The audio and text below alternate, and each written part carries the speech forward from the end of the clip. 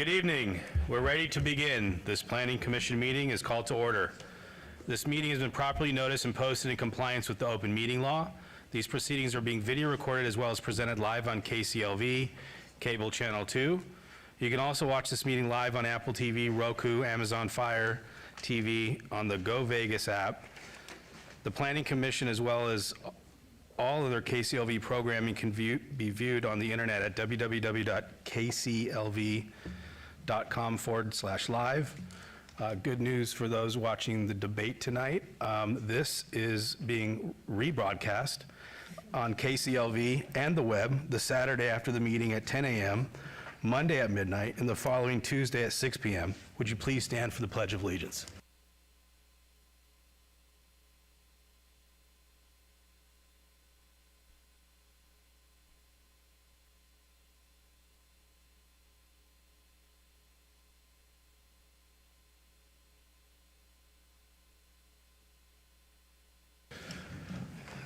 To the clerk, can we get the roll call, please? Chair Cherry. Present. Vice Chair Williams. Present. Commissioner Schlottman. Present. Commissioner Rogan. Present. Commissioner Walsh. Present. Commissioner Kasama. Present. Commissioner Taylor. Present. We have a quorum. Thank you. I call your attention to the information printed in the agenda. I do see some agendas over there on the podium concerning our actions in the appeal and review process, if appropriate. Please read this carefully. If you have any questions, staff is available here. Also, the second page of the agenda contains our rules of conduct. We appreciate you adhering to these rules so we can have a smooth meeting. Moving on to item number 4, all comments made under this item for specific action items will be cross-referenced to those items. Are there any members of the public who wish to speak under this portion of the agenda? Seeing no one, we will move on to item number 5. Item number 5, Vice Chair, can we get a motion on the minutes? Okay, motion to approve the Planning Commission meeting minutes of August 13th, 2024. Motion for approval. Thank you. There's a motion on the floor. Please cast your votes. Commissioner Taylor? Aye. Thank you. That motion carries. Moving on to our housekeeping items, are there any items that the commissioner, staff, applicants, or members of the public would like to pull forward? One item that I will quickly jump in is item number 47, at the request of staff to have that withdrawn and the housekeeping. And before I go to Nicole, Commissioner Walsh, did you have an item? Yes, I do. Did you want to name that item too? Sure. This came in late, so I was ready for a motion for item number 39, 24-0355, public hearing, applicant owner Howard Hughes. That item, along with its other sub-items, 39A to 44A, to put it in abeyance till the next commission meeting. Okay, thank you. And Nicole, I'll go to you for the housekeeping, and then I'll... That's what I needed. Okay, thank you. Mr. Chairman, Nicole Edos for the record. We have item number 18, project number 24-0380. Please correct the applicant name from Bliss Vegas Car Wash to Bliss Car Wash Nevada LLC. Item number 29, project number 23-0505. The applicant owner name is misspelled. It should be VINCENT. Then staff is requesting to hold item number 23, project number 24-0044 to the October 10th Planning Commission meeting. And the applicant is requesting to hold item number 25, project number 24-0254 to the December 12th Planning Commission meeting. And the applicant is requesting to hold item number 27, project number 24-0301 to the October 10th Planning Commission meeting. And finally, the applicant is requesting to hold item number 40, project number 24-0357 to the October 10th Planning Commission meeting. Thank you. Thank you very much. Vice Chair? Through the chair, just a point of clarification, was that item 23 to be held in abeyance to the October meeting?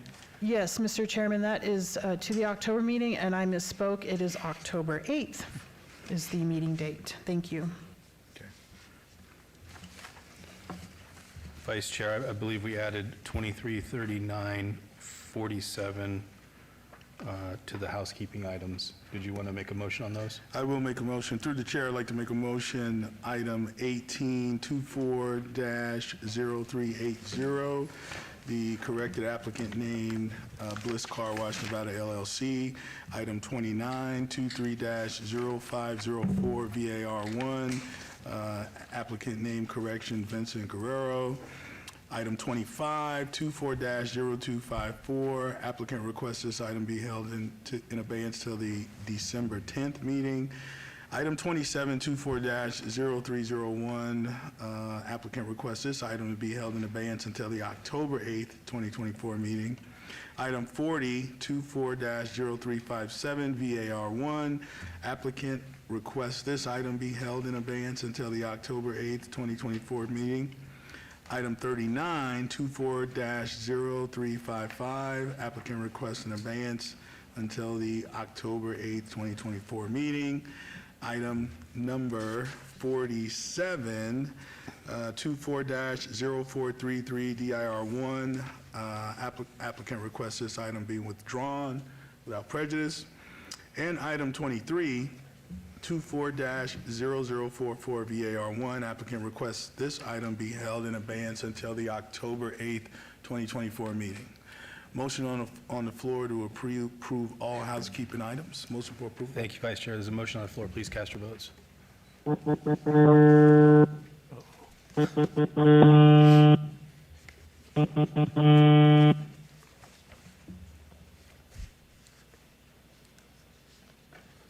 drill.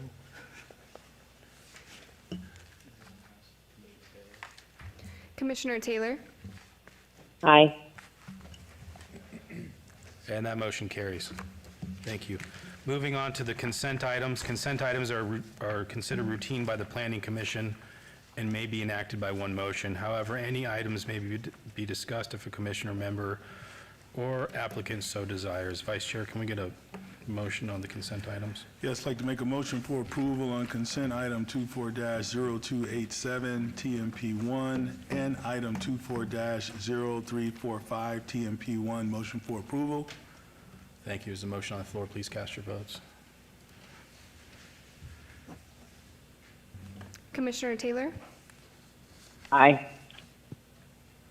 And that motion carries. And Mr. Chairman, items 7 and 8 are final action tonight unless appealed to the city clerk in 7 days. Thank you. Moving on to the one motion, one vote portion of the agenda, the following are items that may be considered in one motion, one vote. They're considered routine, non-public, and public hearing items with the staff recommendation of approval. All public hearings and non-public hearings will be opened at one time. Any person representing an application or a member of the public or a member of the Planning Commission not in agreement with the conditions and all standard conditions for the application recommended by staff should request to have that item removed from this part of the agenda. Item number 9, 240320 SDR1, applicant owner Benevolence Temple for possible action on the land use entitlement project for a major amendment to approved plot plan review for proposed parking lot reconfiguration, a 28-foot tall entry gate, a two-story 15,126 square foot religious convent, and a one-story 10,604 square foot religious exhibition hall with an existing 22,514 square foot house of worship development on 2.27 acres at 700 East St. Louis Avenue, Ward 3. Staff recommends approval. Item number 10, 240328 SUP1, applicant Susanna C. Franco, owner of the Franco Family Revocable Living Trust, for possible action on the land use entitlement project request for proposed residential accessory dwelling unit use at 508 Campbell Drive, Ward 1. Staff recommends approval. Item number 11, 240334 VAC1, applicant owner Woodside Homes of Nevada LLC, for possible action on the land use entitlement project request for petition to vacate a portion of a right-of-way generally located at Desert Foothills, approximately 900 feet north of Fleetwing Avenue, Ward 2. Staff recommends approval. Item number 12, 240348 SUP1, applicant The Gents Place, owner OPS1 LLC, for possible action on a land use entitlement project for proposed 2,750 square foot alcohol on-premise full use with a 0-foot distance separation from a church, house of worship, and an individual care center a license for more than 12 children at 9340 West Sahara Avenue, Suite 100, Ward 2. Staff recommends approval. Item number 13, 240350, SUP1, applicant Adriel Letty, owner Hurd Properties et al., for possible action on the land use entitlement project for proposed tattoo parlor body piercing studio use at 1616 South Las Vegas Boulevard, Suite 110, Ward 3. Staff recommends approval. Item number 14, 240351, SUP1, applicant Supercenter Concepts, Inc., owner Decatur Meadows Partners, LLC, for possible action on the land use entitlement project request for proposed 36,888 square foot alcohol off-premise use with a waiver to allow 127-foot distance separation from another alcohol off-premise full use where 1,000 feet is required at 390 South Decatur Boulevard, Ward 1. Staff recommends approval. Item number 15, 240352, SUP1, applicant Anelia Bedello, owner the Donald S. Gilday Revocable Family Trust, for possible action on the land use entitlement project request for proposed 1,664 square foot alcohol off-premise full use at 7010 West Charleston Boulevard, Ward 1. Staff recommends approval.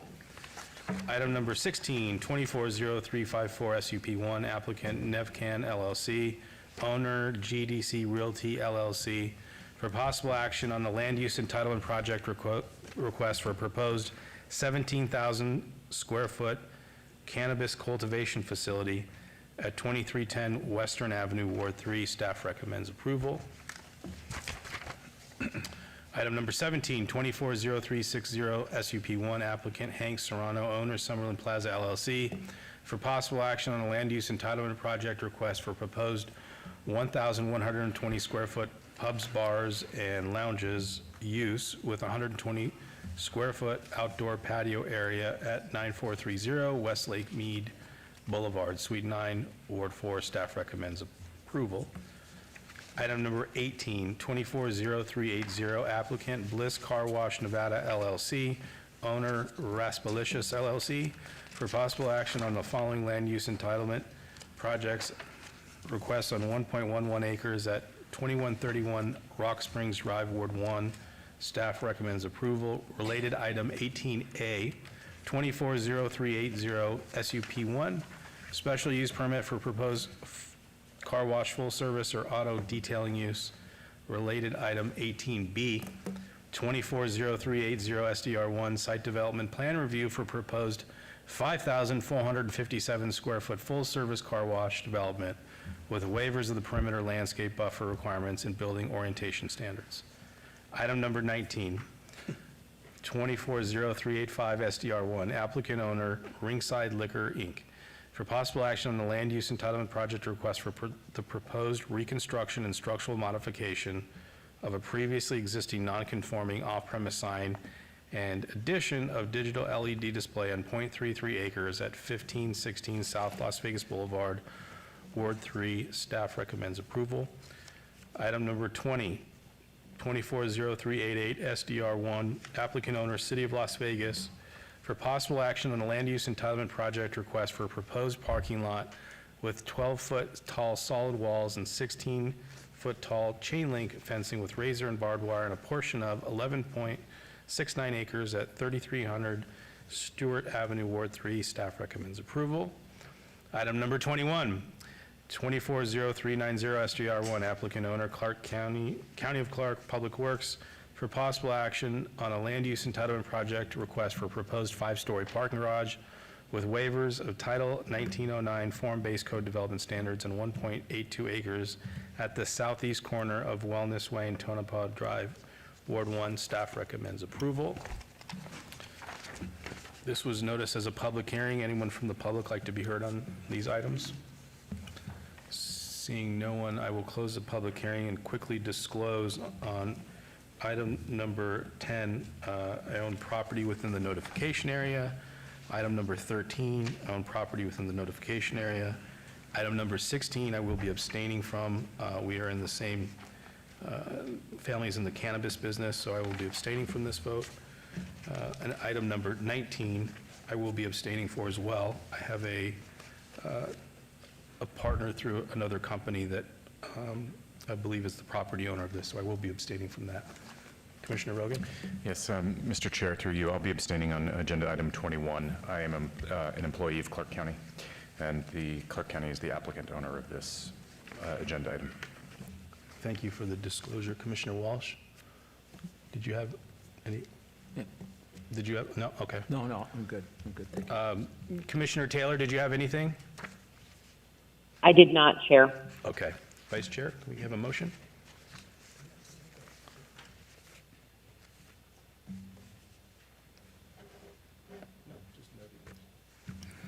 All right, thank you. Through the chair, I'd like to make a motion for approval on one motion, one vote items 9 through 21. Motion for approval.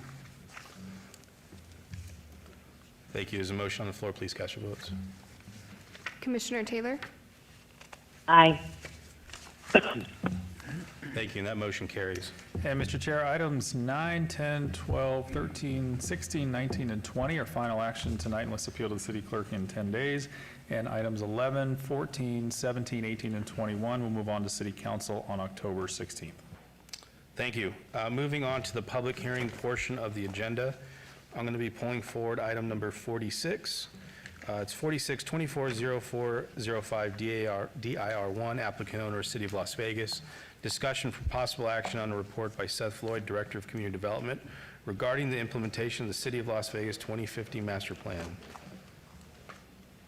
Mr. Chairman, Seth Floyd for the record. I'll be deferring my time on this one to, I forget, who's this, Marco? I'm just kidding. To someone you know very well, Marco Vallata. Thank you.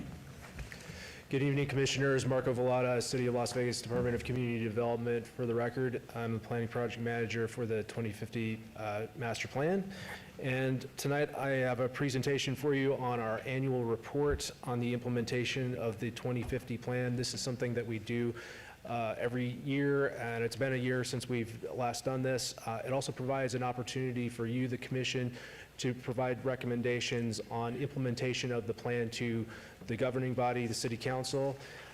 This item will be similar to the ones that we've done in the past, where we go through very briefly some of the highlights of the plan over the last year and change or so, and then some of the things that we're continuing to work on in terms of plan implementation. So again, think of things along the way that you encounter on a monthly basis during these planning commission meetings, things related to individual cases and the like, as part of your recommendations or comments as part of this effort. So again, the master plan was adopted in 2021, and this is the third annual update that we've had, and we're highlighting a lot of the progress and the updates. All of this can be found on our 2050 master plan dashboard on masterplan.vegas. And it is aligned with our citywide strategic plan that focuses on specific aspects of implementation from each of the departments. And it's important to highlight that this is not just the planning department's plan, this is the entire city's plan. So it covers everything from housing to transportation to land use, parks and recreation, and so forth that's required under Nevada statutes. So this, the plan itself, it breaks down into implementation actions as well as outcomes. And those are the things that we use to measure on an annual basis. We have 50 of them that we take a look at greater detail because they're pretty much all encompassing, and we evaluate them in these reports. And others that are a little bit minor in nature, we keep track of them and keep tabs along the way, but we provide updates on those as well, and we'll have those on our website. So in terms of our land use and environment implementation, our overall approach with the 2050 plan, as you know, is infill and redevelopment. We only have certain parts of the city left in which we're seeing growth, and we'll have the ability to grow because we have the surrounding federal lands. So in the Northwest, we have development that's occurring in Sky Canyon, Sky Hills. We have development occurring in Summerlin West. That's most of that new growth. But in terms of infill and redevelopment itself, we've only seen about 5% of the total development that's occurred within the city anywhere else, and that's been focused on corridors. We've had like infill projects in downtown, of course, Symphony Park, in the medical district, and then on Rancho Drive, Charleston Boulevard, as examples. To help us bridge this gap, since we have this juxtaposition of suburban growth and development, and we're hitting that horizon, if you will, of no more developable land in the Northwest in the near future, with infill, we've been doing special area plans. We've already adopted one for East Las Vegas and downtown, and we're really close to releasing the drafts for Kyle Canyon and La Madre Foothills. We'll have Kyle Canyon for you probably first, and then La Madre Foothills following immediately after that, and I'll touch on those in a couple seconds. We are also focusing on Charleston, and that's in line with an RTC project that has been under development over the last couple of years to build transit on that entire corridor from Summerlin to East Las Vegas. So those help provide specific recommendations for each of those individual parts of the city. In terms of environment and sustainability, I'll touch on sustainability again in a second here, but for the most part, we're generally doing okay. I mean, we've had some trees that have been planted to help mitigate the urban heat island effect. We have an urban forestry management plan that's underdeveloped. We've had one new park that has been opened up in East Las Vegas, and a number of other public facilities that will be starting this next year and will be completed in 2025. For the most part, though, we're still yet to shake, some of the big hazards that confront us. The drought obviously being the biggest one, and then urban heat island effect. We have grants from the federal government, again, to help try to mitigate some of that, but again, as part of these development applications that you see in front of you on a monthly basis, landscaping and in particular tree canopy is really important, especially in the infill areas, the areas immediately around downtown Las Vegas. In terms of the economy and education, regional metrics are overall showing general improvement, but that comes with an asterisk. We've seen marginal improvement in educational outcome, but in general, the school district has metrics that need improvement with respect to student achievement and outcomes. And this is, again, kind of a result of the pandemic. We're playing catch up, and we're, again, we have one of those school districts, and we're in one of those states where education metrics overall for all types of students are really lagging behind the rest of the country. So that is important for workforce development and a higher education perspective. We need to make sure that we continue to have a strong educational system, as well as the facilities there for student learning. We've seen a number of replacement schools, some of which have come before you, and we'll see some of those completed in the next couple of years, including a new Choice High School, which is one of the new types of high schools that the CCSD will be providing for, that will replace Robeson Middle School. We'll also see replacements of some elementary schools, some of the older facilities that the school district has. But again, those facilities are important to have the actual learning take place, and we've seen marginal improvements in terms of high school graduation rates and in various different subgroups, ELL and Latino learning, other cohorts as part of the overall student achievement metrics. In terms of our regional economic workforce development, we've seen those metrics strengthen. We've seen visitation to the city up. We've seen gaming revenue increase. We've seen C-tax and property tax revenue go up.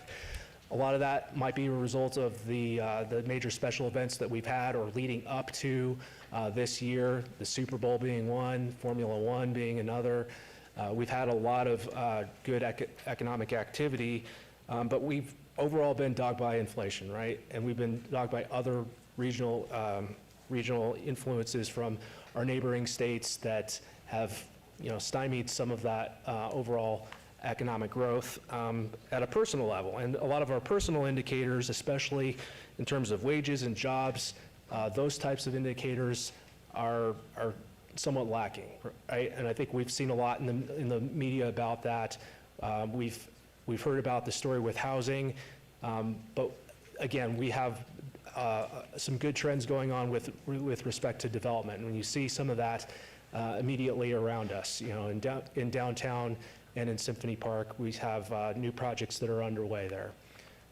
In terms of housing itself, though, the cost of homeownership has generally been on the increase, and we've heard a lot about that.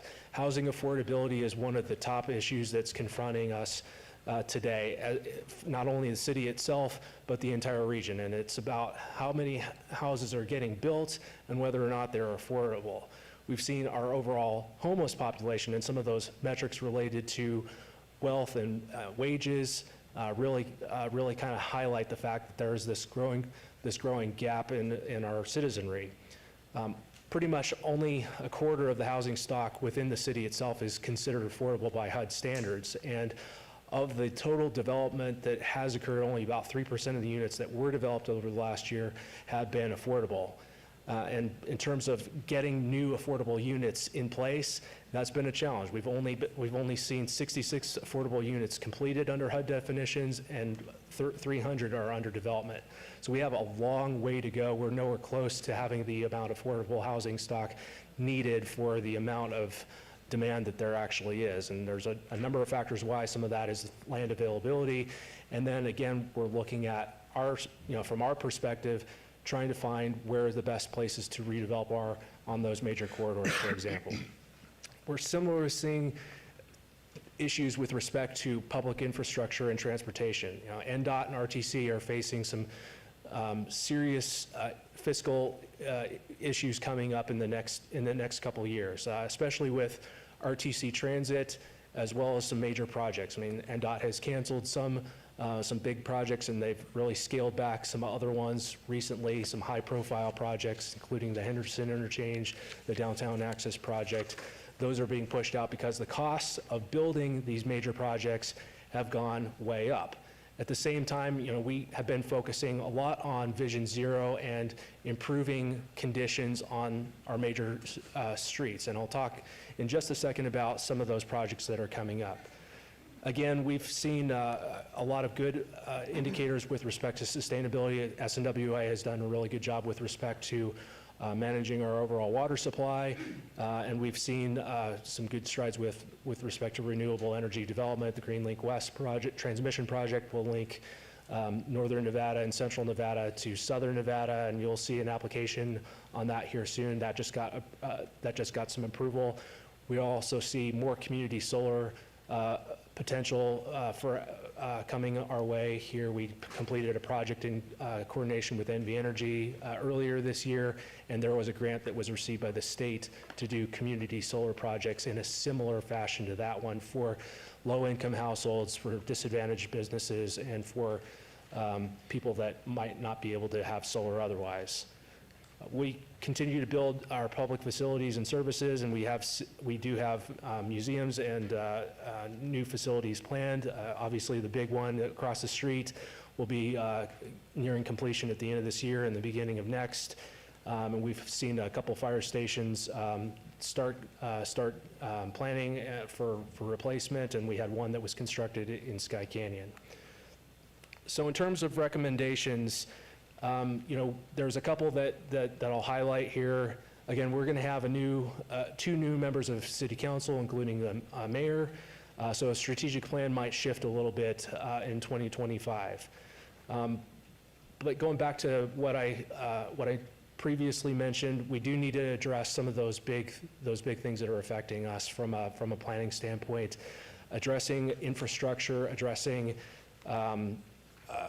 the cost of housing, and addressing how we do some of these things collaboratively with some of our other local public entities, the county, North Las Vegas, Henderson, the school district, and really work on how we invest in the core of the city and redevelopment, while also making sure we have the growth that's going on in the new areas. And one of the ways of doing that is special area planning. And we'll have those special area plans for you for consideration. It's been a little bit since we've had those, had one in front of you, but again, that will provide some specific recommendation.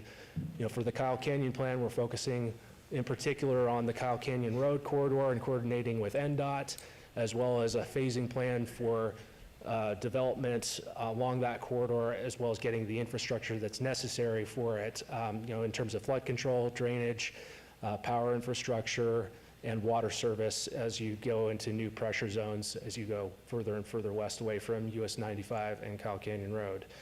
Part of that also includes development agreements. We'll see at some point here development agreements in front of you for Sky Summit, which is in La Madre foothills, and really that emphasis on connecting that new development with Red Rock Canyon National Conservation Area immediately to the west of it, and providing this venue and this location for new, you know, outdoor recreational opportunities and new parks. As far as grant funding going, we'll continue to apply for, or we'll be applying for new funding. We just put in an application, or we will be putting an application tomorrow for EV charging infrastructure all around downtown. We do have a $5 million grant for urban forestry, and we've been working with RTC on Charleston Boulevard. Again, the planning for transit-oriented development along that corridor, and really focusing on improving connections between downtown and the other parts of the city, the further west or east you go, with the model of transit-oriented development. To facilitate that, we're recommending having some text amendments that you'll soon see in front of you, especially on transit-oriented development zoning. We have completed a draft for an overlay or a district option that we would like to discuss with you. And then there will be some complementary legislation that the city has sponsored for this next legislative session that will help incentivize development through changing tax increment financing statutes. All of that will help with the redevelopment process and help hopefully make things easier, but we do have to navigate that overall process at the legislature in Carson City next year. These go hand in hand with the major capital projects. The Maryland Parkway BRT project just broke ground, and Boulder Highway did at the same time. We're going to focus on those major corridors to facilitate those projects and that the overarching vision of the 2050 plan. And with that, if there are any questions or if there's any recommendations you would like to make to City Council, I'm more than happy to take those, and we can move on. Thank you. This was noticed as a public hearing. Anyone from the public like to be heard in this item? Seeing no one, I will go to the commission, and I'll just thank you for the nice presentation and thorough presentation. Two comments I would make is, you know, we've had a lot of requests, I'd say, by the commission to applicants going to 36-inch box trees as opposed to what has been the long-standing 24-inch, I think, in our code, and maybe exploring to see if that minimum needs to be changed to kind of get in line with some of the goals of this plan, is one comment. The other comment I'd have is with regard to housing, and more specifically workforce housing, which really doesn't have like a definition when financing or, you know, in city government with things. It's a word out there that it's hard to kind of contain. So when you go out to get financing, it isn't workforce housing financing. It's either market rate or affordable housing financing.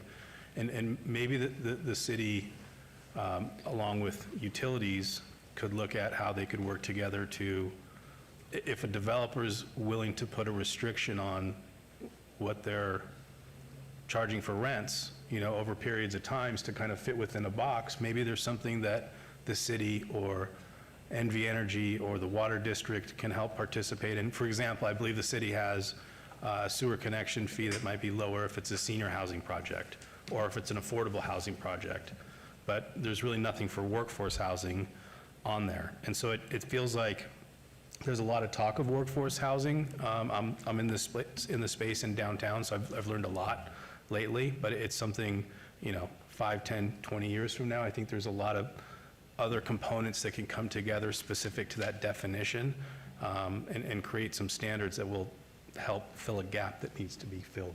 So those are my 2 comments on that. Commissioner Rogan? Thank you, Mr. Chair, and through you, I also just have 2 quick comments, Marco. The first is with regard to trees and the urban heat island effect. One of the things that I noticed, I think, especially in wards 1 and 3 and 5, are old commercial properties that at one point had trees on them in their parking lots, and you can tell because there's abandoned tree wells. And so it doesn't seem to me that they're conforming with their landscape plan if they had one previously. And so those trees are missing, and I think that's a good opportunity, I think, to have some sort of program eventually rolled out that where we are identifying those properties that are in need of, or these older properties downtown that are in need of tree coverage, especially in those parking lots. And then secondly, on the same lines of that, I also just see a lot of trees even in the newer areas where it's a tree from a pre-approved plant list, but it's more like a shrub, and it's not really, I think, performing the function that it's intended to perform. And so maybe we actually have to have I don't know if there is one, but a list of trees that are specific to, say, parking lots, kind of like we only use certain trees for street trees as well. So those are my comments on the urban heat island effect. And then with regard to, again, piggybacking off the chair, the housing, I think one of the areas that we could probably work to do a little bit better are accessory dwelling units.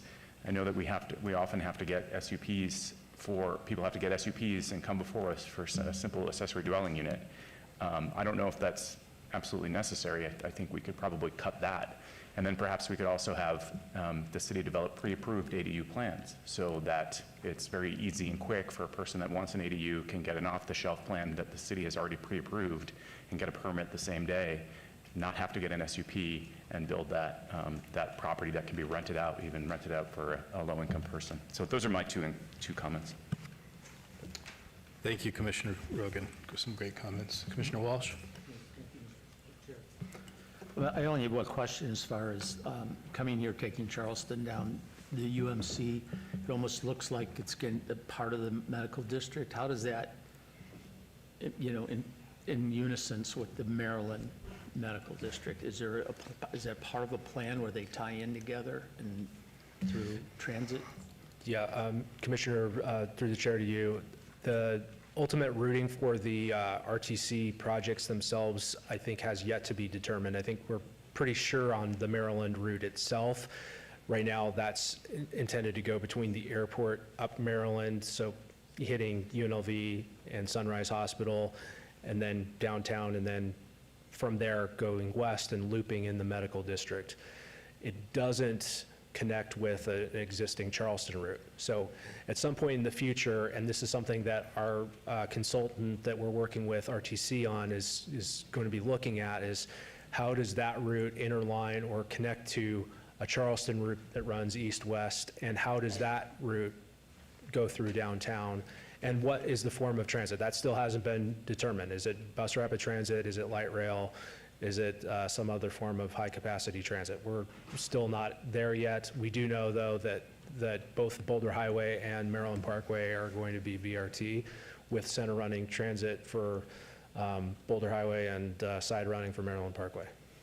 The other question I have, excuse me, the other question I have, has any consideration been done to look into remapping the trauma districts? I'm sorry? The trauma districts, has there been anything in the plan itself to deal with response times for EMS or people that were, medically unconscious and things like that? UMC is in the designated trauma system now, is the one and only, but I see that expanding in the near future. Has that been addressed at all?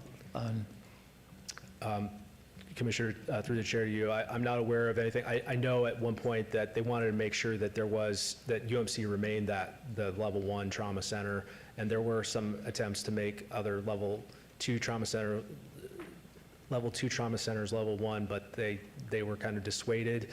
But as far as that, I don't know. I'd have to find out more for you. I don't know. Okay, thank you. Thank you. With that, I don't see any other comments. I believe this requires a vote. I think Commissioner Taylor had some. Oh, Oh, excuse me, Commissioner Taylor. Thank you, Commissioner Rogan.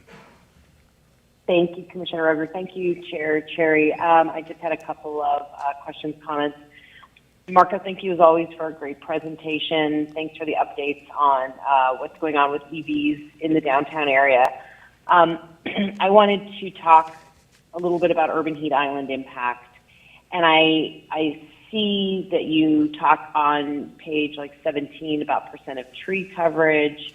And when you go over to the, and I also wanted to note that, page 27 kind of interlinks urban heat island impacts with the things that we know that it is, that it does have an impact on, which is health, the economy and our outdoor workers, our water, and then, equity and energy costs, especially in those areas of town, like in 1, 3, and 5, where there are more intense urban heat island impacts. I went to the mapping, and what I didn't see was where you've got under land use and environment, under the open space system, and urban heat island effect TBD. And what I think, as we're looking at infill projects and thinking about what Commissioner Rogan just said about those abandoned tree wells, I think it would be a really great metric for for the city to have, to show either how a development positively impacts urban heat island effect, or when an applicant comes in and wants to have a landscape variance, not have trees in parking lots, those kinds of things. What is that increase going to be to the urban heat island on that development, so that you're actually measuring what our development decisions look like in terms of trying to drive down urban heat island impacts. So that's my first comment. And then my second question for you is, when you were talking about the number of affordable units, I'm switching now to housing, were you calculating that based on both homes for purchase and rentals, or just one or the other? Yes, Commissioner Taylor, through the chair to you. We had a new law that was passed, Assembly Bill 213, in which we used John Restrepo and RCG Economics to develop a housing report. Together in collaboration with our Neighborhood Services Department, we were able to come up with those numbers, and those are City of Las Vegas specific. The ones that we're referring to are the ones where there was some specific, city investment, i.e. the Department of Neighborhood Services had a stake in them, and they were part of the 10-year HUD consolidated plan, or they were developed and they met affordable housing thresholds pursuant to HUD, and they got captured in those numbers that RCG was able to provide for us. So yeah, the number is small. Okay. But again, I mean, I think the message there is we need more housing that's affordable. There was a mention, Mr. Chair had mentioned about workforce housing. We are one of the bill draft requests that we had discussed at the previous council meeting. It talked about increasing that definition of what could be incentivized in terms of workforce housing. So right now, the statute for a building permit fee reduction as an incentive for affordable housing is at 60% AMI. We've talked about maybe increasing that up to 120% to get some of that workforce housing, or missing middle housing, if you will, that would be able to be incentivized with the Building Enterprise Fund or whatever funding source that we have available to it, as we're doing now under Title 1917. Okay.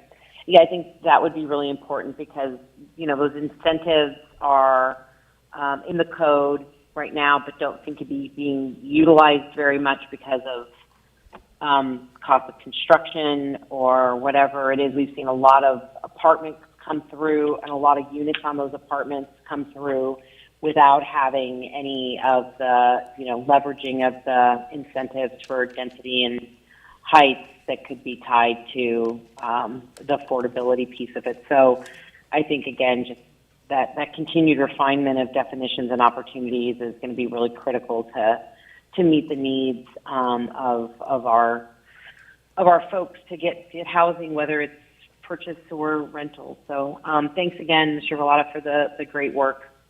Thank you. Thank you. With that, I'm going to make a motion on item number 46 for approval, and including all the comments that the commission has made to pass on. There's a motion on the floor. Please cast your votes. Commissioner Taylor? Aye. And that motion carries. And that report will move on to City Council for October 16th. Thank you. And, Thank you, Marco. Mr. Chair, I had a correction, an addition. I believe I left out item number 15 from the one motion, one vote agenda. It will move on to City Council also on October 16th. Thank you.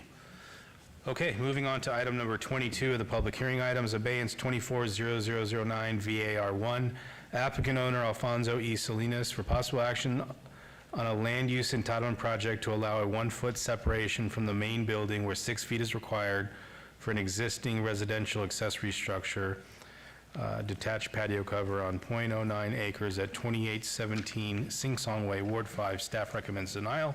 Can we get the staff report, please? Good evening, Commissioner. 1 second up.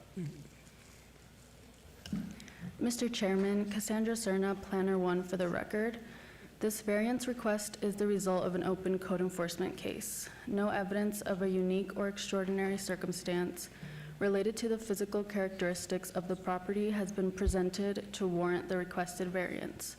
As such, the hardship is self-imposed and therefore staff recommends denial. Thank you. Thank you. Okay. Good evening, Commissioner. My name is Jose. I'm here on behalf of Alfonso. And we're here today because we are not requesting the approval for the variance for the 2 feet separation because we decided we're gonna attach the patio to the house. And we're working on the building permits. Everything's going in order. So we just gotta submit more information. And I'm here today to talk about how we're gonna connect it to the house and so it could be on code, everything so it could be nice and everything's gonna be in order. Okay. Anything you want to add before I go to a public hearing about it? Well, I got some plans right here that I would like to show you guys. Yep, there's an overhead if you just put it within the box there. Okay. Okay. Can I get your last name, please? Conchas? Conchas? Yes. Okay, thank you. Okay, so this is the existing structure right here. This is the patio that's built right now. So this is what we're gonna add to it. We're thinking of putting a 4x10 or a 3-inch 1/8 by 12-inch glue beam. It will be strapped together with coil straps. It's gonna have trimmers on both sides. We would only have to add like a piece of 2 feet on both sides. And for the roof, since there's solar panels on top of the roof right now, we would have to add a roof cricket for the water so it could drain properly. And I would like to show you guys another picture. So this is how it would look like from the inside. We would add strong drive screws at every truss, which they'll be every 2 feet. And I'll build 2x6 rafters. So this will be well supported. Okay. All right, this was noticed as a public hearing. Anyone want to be heard in this item? Seeing no one, I will close the public hearing and go to the commission. Vice Chair? Thank you, through the chair. Thank you, Mr. Chair. With Mr. Conchas, we don't necessarily want to get into a design build in this meeting because I think what we advised the homeowner and representatives a couple of months back was just to withdraw this without prejudice and go and get your building permits and attach it to the home, and you don't need a variance, right?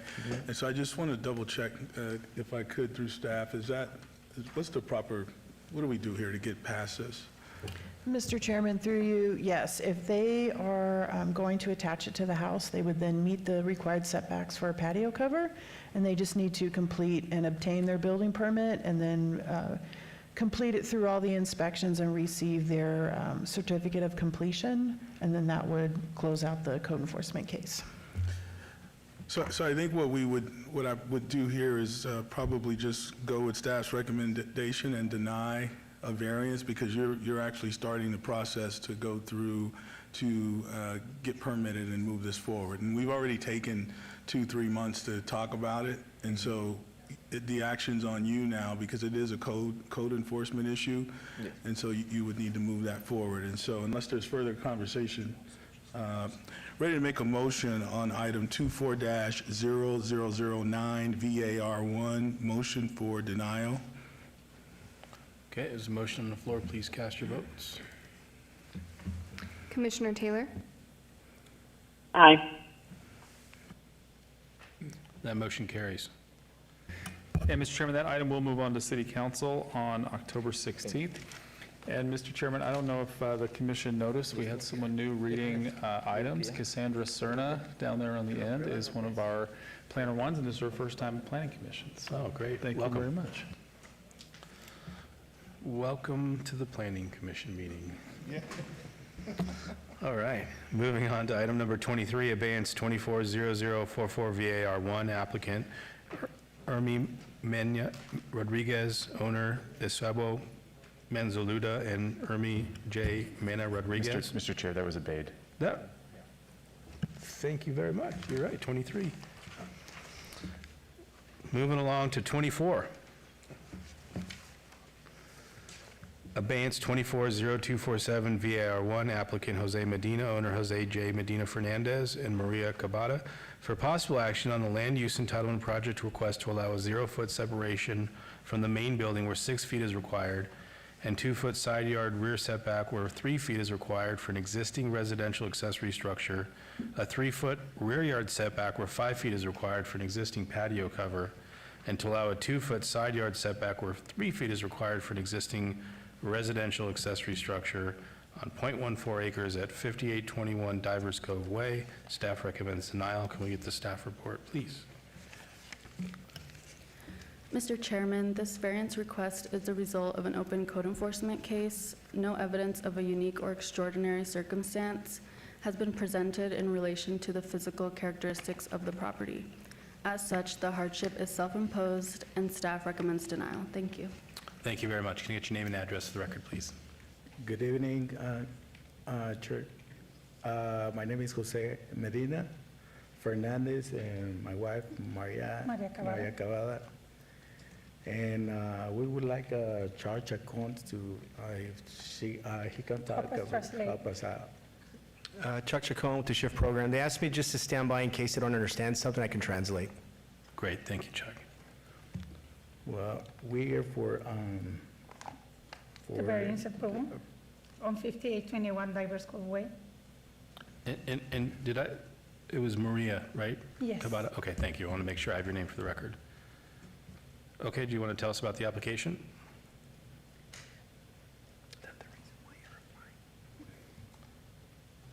No puede todos, ¿verdad?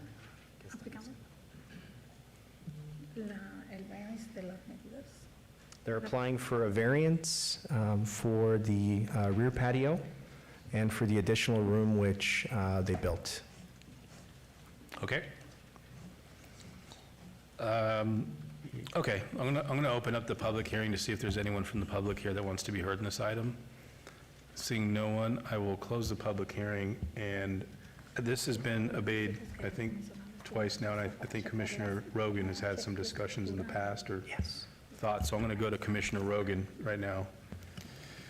Mr. Chair, I've taken a look at this, and we had something similar in Ward 1 recently, where I recommended to the homeowner when they built it that it wasn't built to code. It was very similar in its setback from the wall.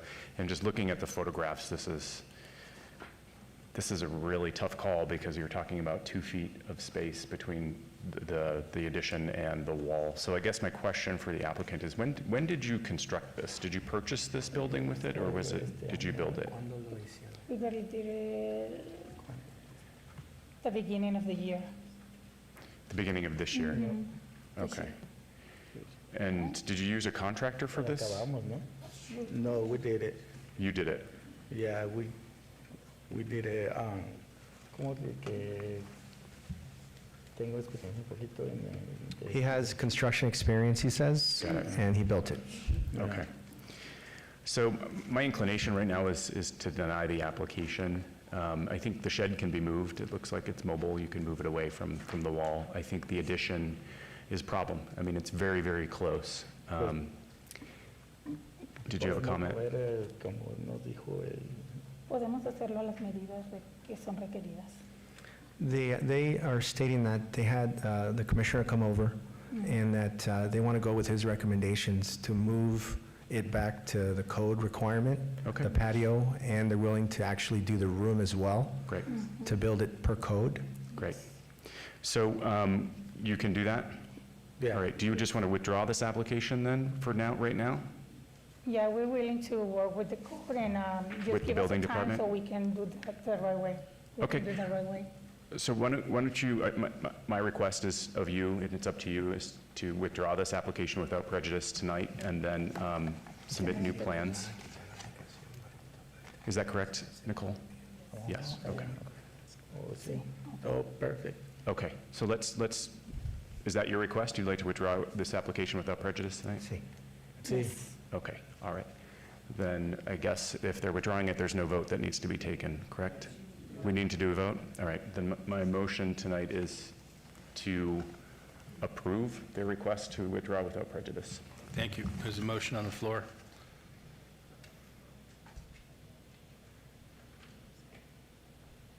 Please cast your votes. Commissioner Taylor? Aye. That motion carries. Okay, we are going to pull items 35. Thank you. Thank you very much. Thank you very much.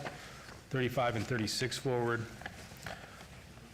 35 is 240340 VAR1, applicant owner Christy S. Stanton, for possible action on the land use entitlement project request to allow 1-foot corner side yard setback where 15 is required for an existing residential accessory structure, a 0-foot rear yard setback where 3 feet is required for an existing residential accessory structure, and to allow a chain link fence where the chain link material is prohibited at .15 acres at 2400 East Oakey Boulevard, Ward 3.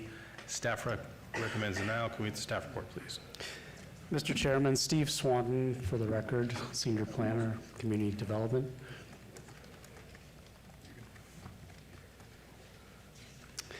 This request is the result of a code enforcement case citing an unpermitted shed within required setbacks. Shift is working with the applicant to remove other existing structures in the corner side yard. As there is no hardship related to the site's physical characteristics, staff recommends denial of the variance, subject to conditions if approved. Thank you. Thank you. Can you get your name and address to the record, please? Hello, my name is Christy S. Stanton. If you can correct the spelling of my first name, please. It's spelled C-H-R-I-S-T-I-E. I live at 2400 East Oakey Boulevard, 89104. I request the variance for my storage shed. My house is 70 years old. I moved in 15 years ago, and when I moved in, the shed was already there as well as most everything else. I am a service-connected disabled veteran, and I am an award-winning artist, winning many awards. And I use the storage shed for art therapy, and then also as storage. And that's why I kind of need it, if possible. The other thing is on here is, it talks about chain link fence, which I also have that up because of my service-connected disabilities veteran, for added security. And that's why I'm here today. Thank you very much, and noting your first name correctly. Thank you for that. Thank you. This was noticed as a public hearing. Anyone from the public like to be heard in this item? Seeing no one, I will close the public hearing and go to Commissioner Schlottman. Yes, Mr. Chair, thank you. I've reviewed this item. I remember there's another one that come in right next door just here recently. And the problem was the way that it was constructed in a way where it couldn't be kept. And another problem is with this one, it's within the 15-foot corner yard setback. And I apologize while you're talking, I was getting some clarification on one of the items from the director. But I just, This structure, when I moved in my home, like I was saying, the house is 70 years old. And when I moved onto my property, that was 15 years ago, and that structure was already there. And it's built very well. The floors and everything are level. And I'm a service-connected disabled veteran, and so I use the storage shed for storage, but I'm also for art therapy, and I'm an artist with several awards for art. And so I use it for that as well. And without having, if I don't have that building, I won't be able to do my art therapy, or have a place to put anything. I do realize that, but where this is currently constructed, everything is constructed, the shed, I mean, everything from the side of your carport all the way down is all built within the 15-foot corner yard setback. The other items have been removed. There should be photos of everything else. The only thing that's left is the storage shed. Commissioner, we did assist her. Can you turn on your mic? Shift assisted her.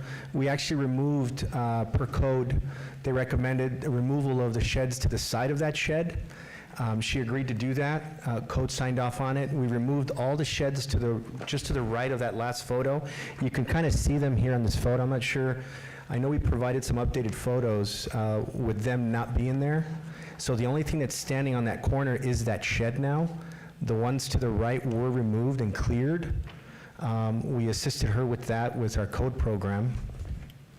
Okay, I don't see those updated photos, so I can hold this for 30 days, go by, take a look at it, and then reconsider this. Do you But have the copies of the photos? I don't have it.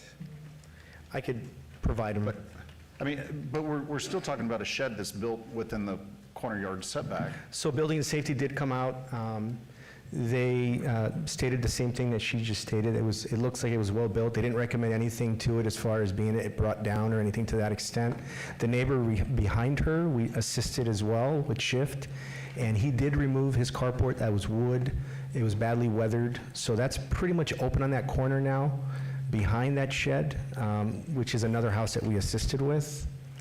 And that whole corner, all of the neighbors signed off and said that they're fine with having that storage shed there on all four of the corners, behind and next to me. And that was submitted too, but I don't know who has it.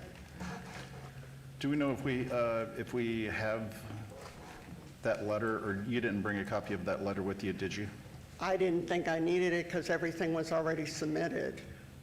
The letter, the photos, everything, so I didn't bring any copies. So this is item 35.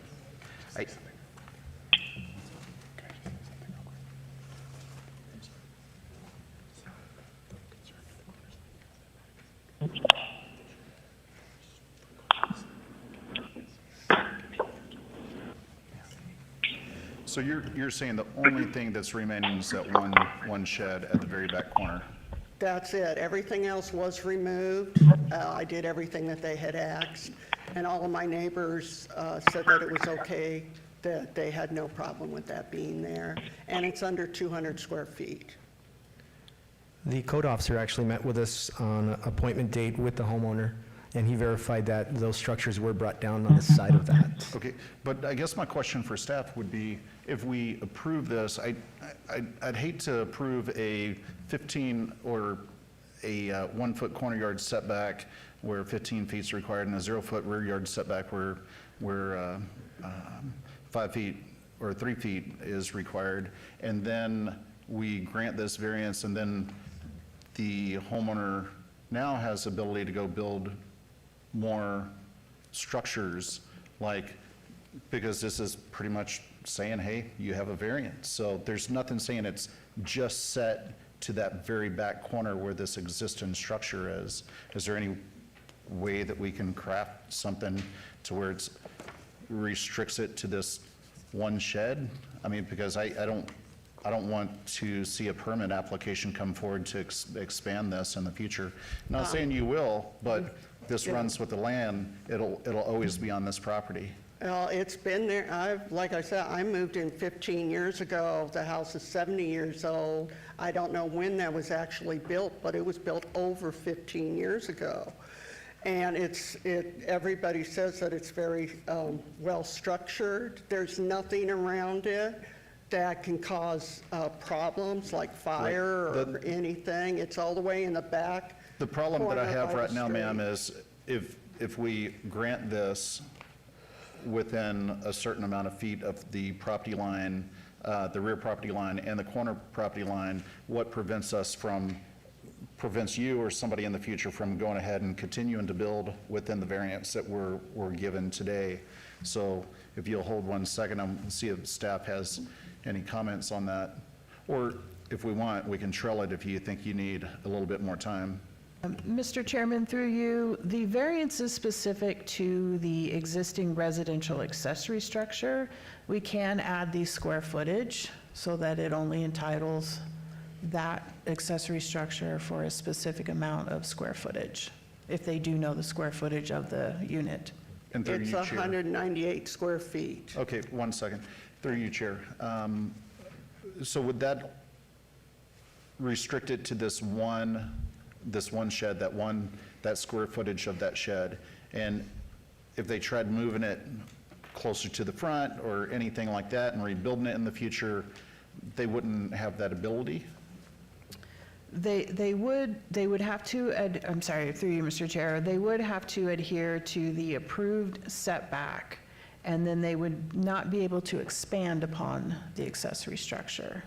But if they wanted to take this from the very back and move it forward 20 feet, they could do that underneath the... Well, that could, Mr. Chairman, through you, that could trigger more code enforcement action, because if they took it far enough towards the front of the property, it could then leave the side yard and then become into the front yard, which would then trigger a whole new issue. Okay, because I just don't want to get into site visibility issues and other issues that we're experiencing downtown all over.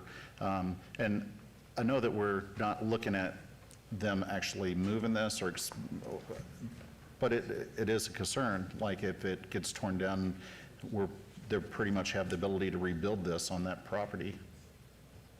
Yeah, Mr. Chairman, through you, we can also, put in, like we do for site development plan reviews, that it is subject to the site plan date stamped. We have a date stamp of August 1st, 2024. We can insert that as well. I would be fine with that, because that would, even if they did tear it down and rebuild it in the same location with proper building permits in the future, I'd be fine with it towards the back, but not anywhere else on that side property line.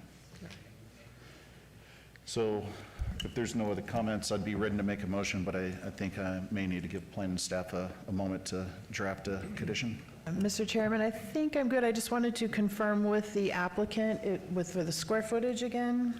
198 square feet. Okay. Okay, so we would amend condition number 1 to read, a variance is hereby approved to allow a 1-foot side yard setback where 15 feet is required for an existing 198 square foot residential accessory structure. And condition number 2 would read, a variance is hereby approved to allow a 0-foot rear yard setback where 3 feet is required for an existing 198 square foot accessory structure. And then we would add a condition to this that would read, the accessory structure is subject to site plan date stamped August 1st, 2024. Okay, thank you. And you agreed to all those Yes, I modified and do. edit conditions? Yes, I do. Thank you for taking your time and helping me. And you agree with all of the staff conditions? Yes, Okay. yes. All right, thank you. Mr. Chair, I would like to make a motion on item number 35, 24-0340 VAR1. Move to approve, subject to staff's conditions and modified and added conditions. Thank you. There's a motion on the floor. Please cast your votes. Commissioner Taylor? Aye. The motion carries. And that is that is final action, excuse me, unless appealed to city clerk in 10 days. Thank you. Thanks. Thank you. Thank you. Moving on to item number 36, 240341 VAR1, applicant owner Jesse L. Scott, for possible action on land use entitlement project request to allow an existing residential accessory structure, a detached carport, to be located within the front yard where such is not allowed, a 1-foot separation from the primary dwelling where 6 feet is required for an existing residential structure shed. B, a 1-foot rear yard setback where 3 feet is required for an existing residential accessory structure shed A, and to allow all residential accessory structures to be not aesthetically compatible with the principal dwelling unit where such is required on .16 acres at 1608 Manhattan Drive, Ward 5.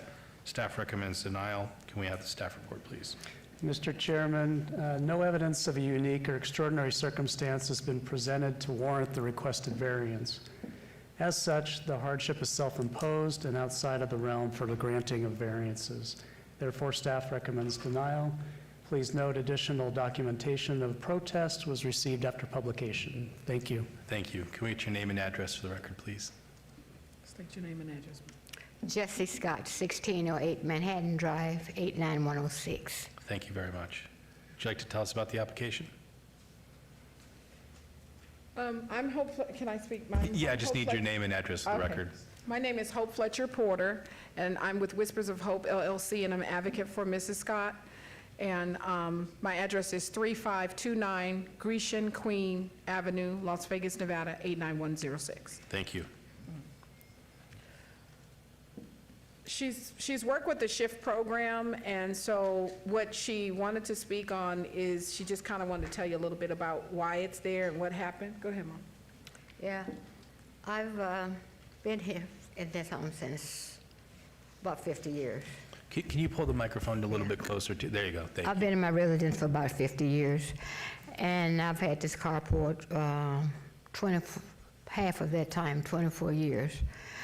And it primarily helps me with the shed in the summertime with the heat and covers my car. And it's just been convenient for me for half the time I've been in my home for the 50 years. That's just convenient for me all around. She did get a And couple I get letters. a couple of letters from my neighbors for support. Couple letters. Is the gentleman from Shift Charles, is he still here? here still? I think he Well, was. I can tell you that they have evaluated, and they said that if you decide that you're going to deny it, they're going to help her with the hardship of the finances. they said. He's coming right up. I think Yeah. he can add some Yeah. clarity to us. Yeah. You didn't get out that easy. Yes, sorry about that. Heather. What was the question? They want to know what you're going to do to help or what's going on. Just put your name on the record real quick. Yes, bud. Chuck Chacon, Neighborhood Services Shift Program. We have discussed the case actually with the homeowner, with the possibilities that she may have where it may have to be taken down. Our Shift Program would assist her with the demo, paying for that, and then put her in contact with a contractor licensed to go ahead and if she would want to continue with a permitted carport to have one built that way. Okay. Anything you want to add to the other structures that were in the back? Yes, so those were identified after our walkthrough with code and building and safety is something that, one of them is a permanent one. It actually has a foundation and everything else. So we would ask we would support her in her variance request for that one, the permanent one. There's another smaller one that can be removed if we have to. Okay. Okay, this was noticed as a public hearing. Anyone from the public like to be heard in this item? I have one person coming up. If I could just have you step aside here. Get your name and address for the record, please. Thank you. Hello, my name is Tashika Lawson, 9725 Manheim Lane. I can actually tell you, I drive through this neighborhood all the time, and I see a lot of things that were done before, like with a lot of this neighborhood was actually built by either people who had limited access to funds and being able to get things through permits. So I know that I've seen multiple structures like this. She is not the only person who's going to be in not only this neighborhood, but adjacent neighborhoods. I honestly do believe that it would be really worthwhile you guys working with this applicant on trying to do this, because if it's been up for 25 years, even a person who's been with a limited mobility is going to have a hard time trying to actually pull that down by themselves.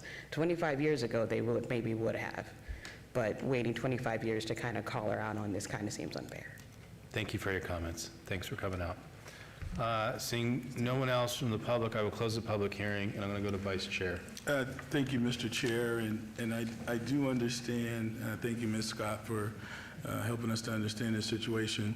The challenge with the carport is it's just not harmonious and compatible with the primary structure. I think, through Mr. Chacon's consultation there, I think everybody understands that, and so that's definitely going to have to come down. But the structure that is permanently built, Mr. Chacon, can you come back up and help talk through? I just want to hear a little bit more about building and the conversations around what can happen there or what should happen there. If she gets the variance approved, I don't have the document with me. I'm not sure if planning has the square footage on that shed.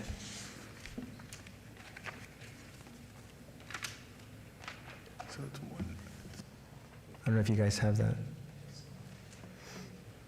56 at 123. Okay. So it would be under 200.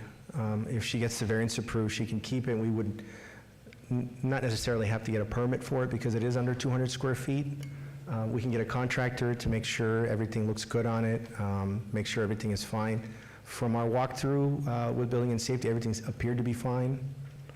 All right. So structurally. I think we have to treat this like we have, I think we've had a few where this is really a matter of, it's a code enforcement issue, and so approving a variance doesn't really accomplish what needs to happen, right, to ultimately resolve the issue. So I think what you've advised Ms. Scott to do, and with your support, the right thing to do is give her the support to help remove it and also modify or remove the structure in the back and then modify the other structure. So we also have an engineer that can provide a letter if necessary for that structure in the back.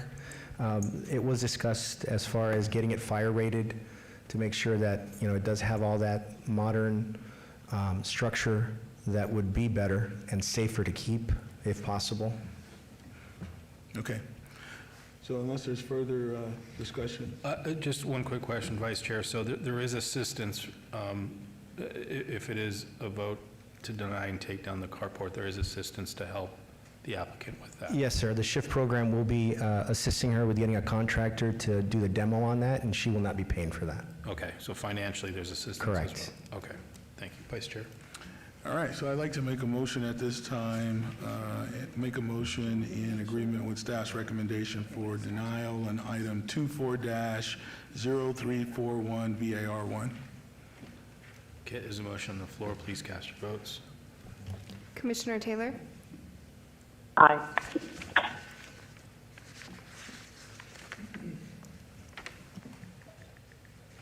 And that motion carries. And that item will move on to City Council on October 16th. Thank you. Thanks. October 16th. Okay. We are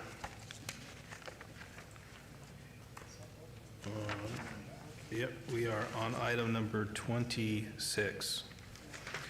Abeyance 240275, VAR1, applicant Icon Power, owner Marcilia Palacios, for possible action on the land use entitlement project request to allow an existing residential accessory structure to be located in the front of the primary structure where such is not allowed, a 3-foot rear yard setback where 5 feet is required for a residential accessory structure, a 2-foot side yard setback where 5 feet is required for residential accessory structures, sheds 1, 2, and 4, and to allow all residential accessory structures to not be aesthetically compatible with the principal dwelling unit where such is required at .50 acres at 815 Clark Way Drive, Ward 5. Staff recommends denial. Can we get the staff report, please? Mr. Chairman, this variance request is the result of an open code enforcement case for multiple structures built without permits. No hardship related to the site's physical characteristics has been presented to warrant the requested variance. Therefore, staff recommends denial. Thank you. Thank you. Can you get your name and address for the record, please? Yes, Jonathan Malfabon, Icon Power, 6320 South Sand Hill Road. Good evening, Commissioners, Chair Cherry, and thank you, Vice Chair Williams, for meeting with my team last week on site. I understand that the city will provide a recommendation either here or in the future for what we should do to the structure as far as the carport in the solar carport in the front. I do want to let you know that we are happy to work within those bounds if it needs to be lowered or painted in order to match more so the neighborhood and the style of the community. Okay. All right, this was noticed as a public hearing. Anyone from the public like to be heard in this item? Seeing no one, I will go to Vice Chair. Thank you, Mr. Chair. So this one's a little, quite frankly, it's concerning to me. I went out and you can see by the design and the build, I'm not sure, what was the intent here? Yes, the intent was just to build a carport for car parking, as well as providing solar. It is certainly taller than a general. It's a bit over-engineered in that respect. There was some confusion on our side, but it certainly can be lowered. And who constructed it? Icon Power. And does it have a building permit? We have a solar permit, and we had submitted for solar and building permit. We received the approval for the solar permit, and we just didn't realize that there was a different permit that needed to be resolved here. The solar permit had all the engineering. It showed everything. You could actually even see in what's being presented right now. It said that it was a new structure, and so I believe that overall we were just confused and didn't realize that there were other aspects to the building permit process. Thank you. Hey, listen, at the end of the day, if you're a contractor and you're going to erect structures, you have to know as a licensed contractor the steps. Mm-hmm. And so I'm not sure about what level of what level you guys were confused, but at the end of the day, this is not compatible in the neighborhood, and I don't know how you paint it. I don't know how you lower it. It's overbuilt, and I'm still not sure what everybody was thinking to do here. And so at this time, unless there's further comments, I'm ready to make a motion. Please do. I'd like to make a motion in agreement with staff's recommendation. Motion for denial on item 24-0275 VAR1. So motion on the floor. Please cast your votes. Commissioner Taylor? Aye. That motion carries. And that item will move on to City Council on October 16th. Okay, moving on to item number 28, 240402, WVR1, applicant owner, Southern Nevada Housing Authority, for possible action on a land use entitlement project request to allow 19-foot residential adjacency setback where 78 feet is required for a building number 1, on 62-foot residential adjacency setback where 79 feet is required for building number 2, and a 49-foot residential adjacency setback where 81 is required for building number 3 on 5.15 acres at the southeast corner of Duncan Drive and Edward Avenue, Ward 5. Staff recommends approval. I will quickly disclose that somewhere downstream in my company, we interact with the Southern Nevada Housing Authority. I don't have any exact knowledge of it, but I will be voting on the application, and it doesn't affect me any greater or lesser. So with that, I'll go to staff report. Mr. Chairman, evidence of special circumstances applicable to the property, such as topography, has been presented to warrant the requested waiver, as the civil grading plans have indicated the need for the site to be elevated 3 to 6 feet, resulting in the need for the residential adjacency setback to be intensified. Therefore, staff recommends approval of the waiver request. Thank you. Thank you very much. Can I get your name and address for the record, please? Yes, good evening. My name is Austin Chen, address 6030 South Jones Boulevard, representing the applicant for this case. So basically, several months ago, City Council approved this case, and after that, while we're doing the grading study and the grading plan, we realized the grading is a little bit different than what we thought before. Therefore, we need to have this waiver for the building safety reason. And the building gonna stay the same position, everything gonna be the same, just the grading gonna be different, then it will actually affect the residential adjacency. So by the code, it will looks different, but for the building position, it will still be there. And staff is recommending approval, and happy to answer any questions you may have. Thank you. Thank you very much. This is noticed as a public hearing. Anyone from the public like to be heard in this item? Seeing no one, I will. Oh, this is public hearing. If you'd like to come up, now's your time. This is number 28, correct? This is number 28, that's right.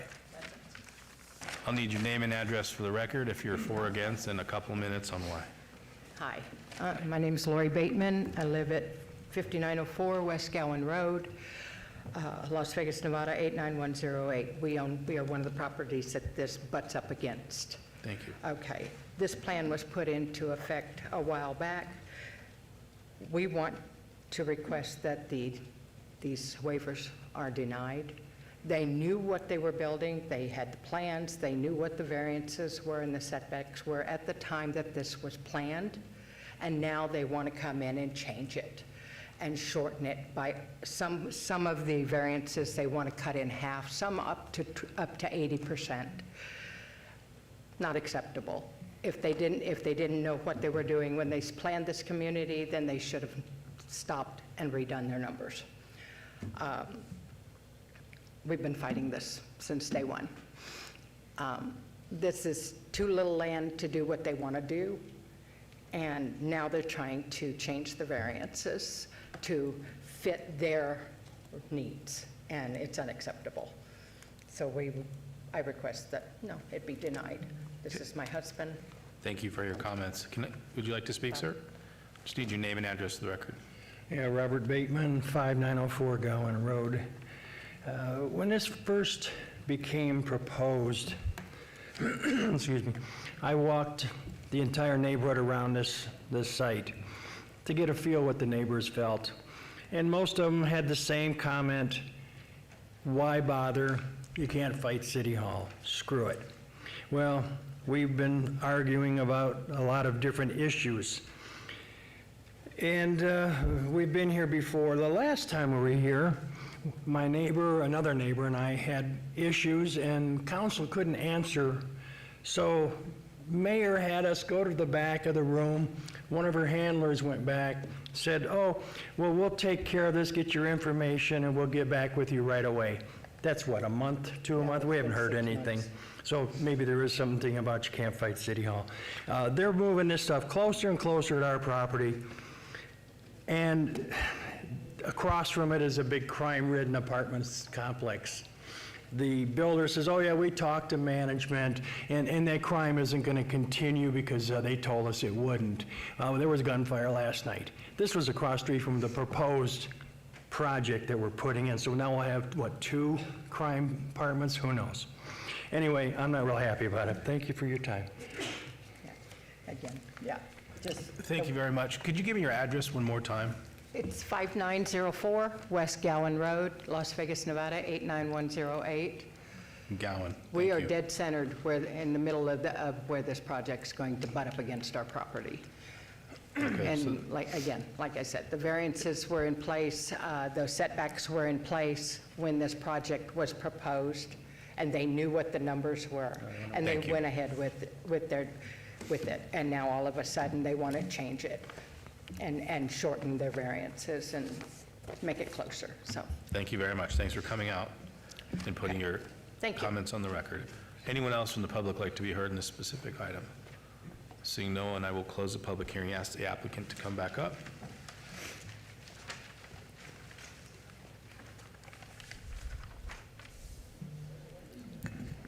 I'll give you a chance to respond if you'd like to. Absolutely. Thanks so much, Mr. Chairman. At first, we will not move the building close to the property line. City Council already approved everything, and the only reason we're requesting this additional waiver, because the grading issue, more detailed, it cannot be the drainage issue. And per the staff report, most of the time, the grading study won't be finished at a really early stage. So after we get everything approved, then we come back to do our grading study, then we realize we have the drainage issue. Then we have to come back to apply this additional waiver. And again, the building will not move close to the property line. Just by the grading, it will be a little bit higher. And because the 3-to-1 ratio, then the setback will be a little bit different. That's the only reason. The building will stay exactly the same position where they got approved before several months ago. So I hope this answered the neighbors' concern about this case, and we understand the neighbors that worry about the building might be closer to their property line, and that we just want to let them know the building will not move close to their property line. Okay. Thanks so much. Thank you.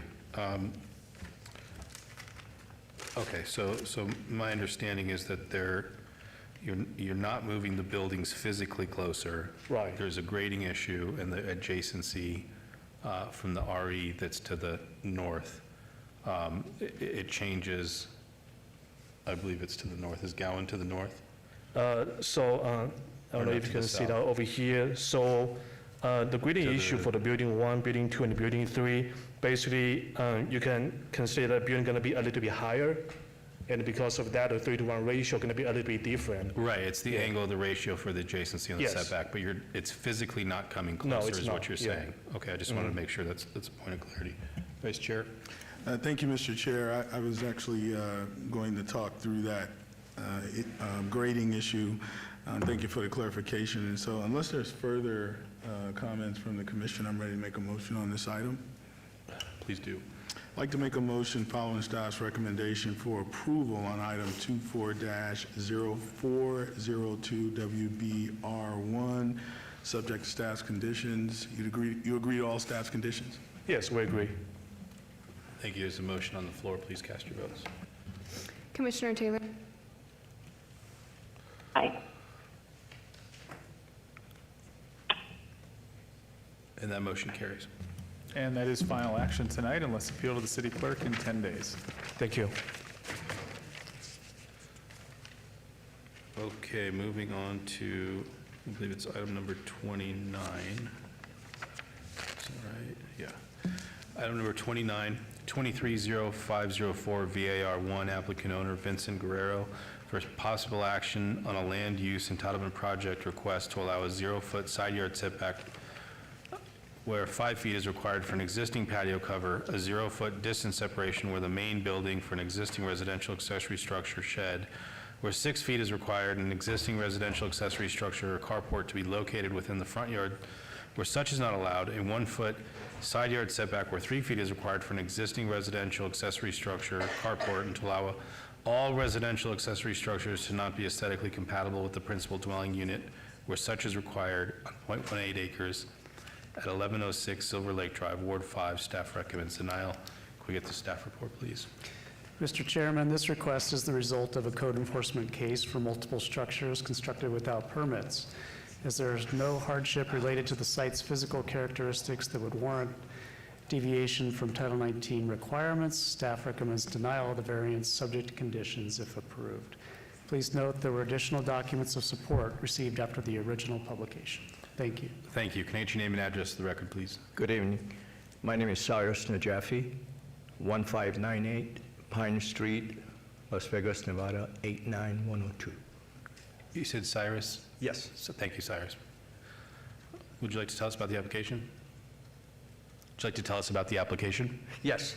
Not that is an excuse, but the owner have purchased a property with these buildings being a part of it. They've been there for a few years.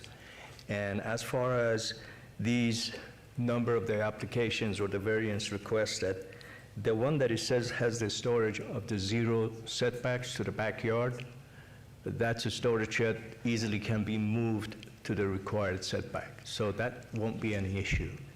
Number 2 is the front yard carport. Mr. Chairman, if you travel through that neighborhood or that zip code, I can tell you over 200 of these carports are erected.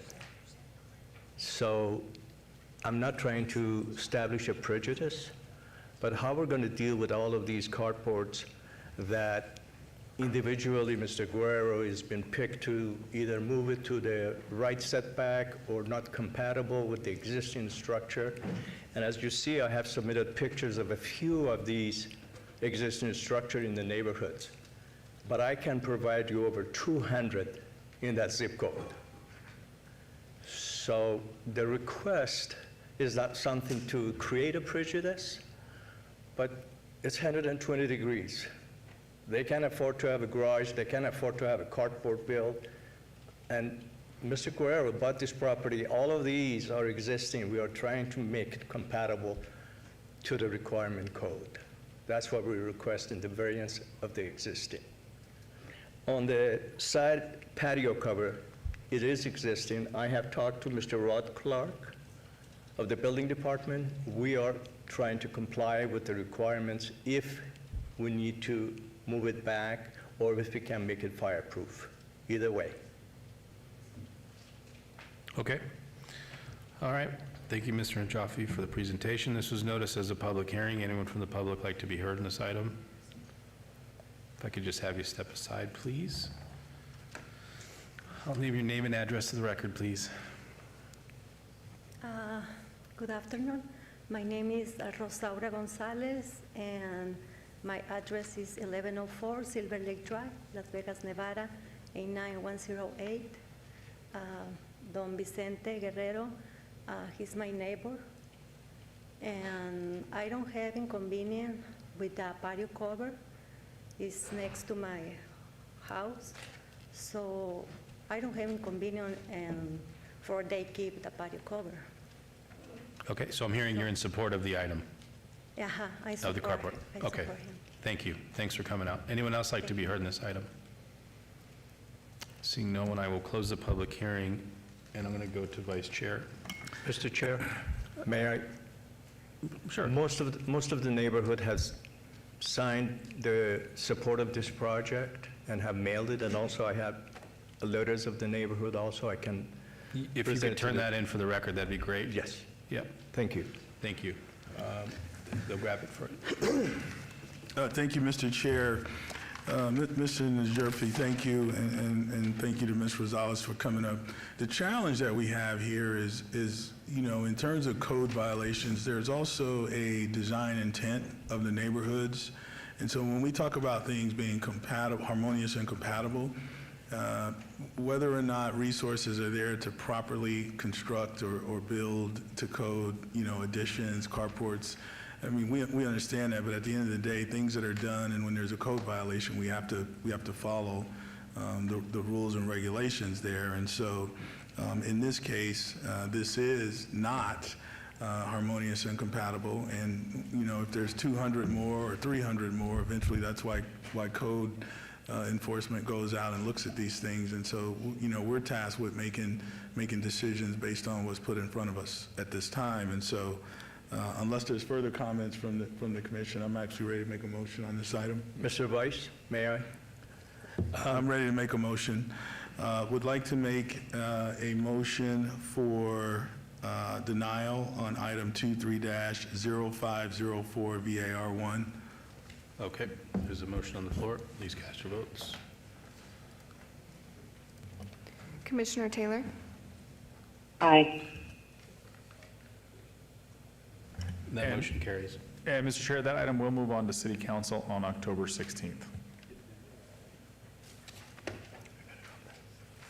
Thank you. Mr. Najafi, if you could just talk to staff here, there might be a contact with the SHIFT program that might be able to help your applicant out a little bit with a takedown if that's what it ends up. I know the ultimately being. motion is made, but the denial was for all the items on the agenda? That's my Yes. understanding, yes. Yeah. Thank you. Thank you.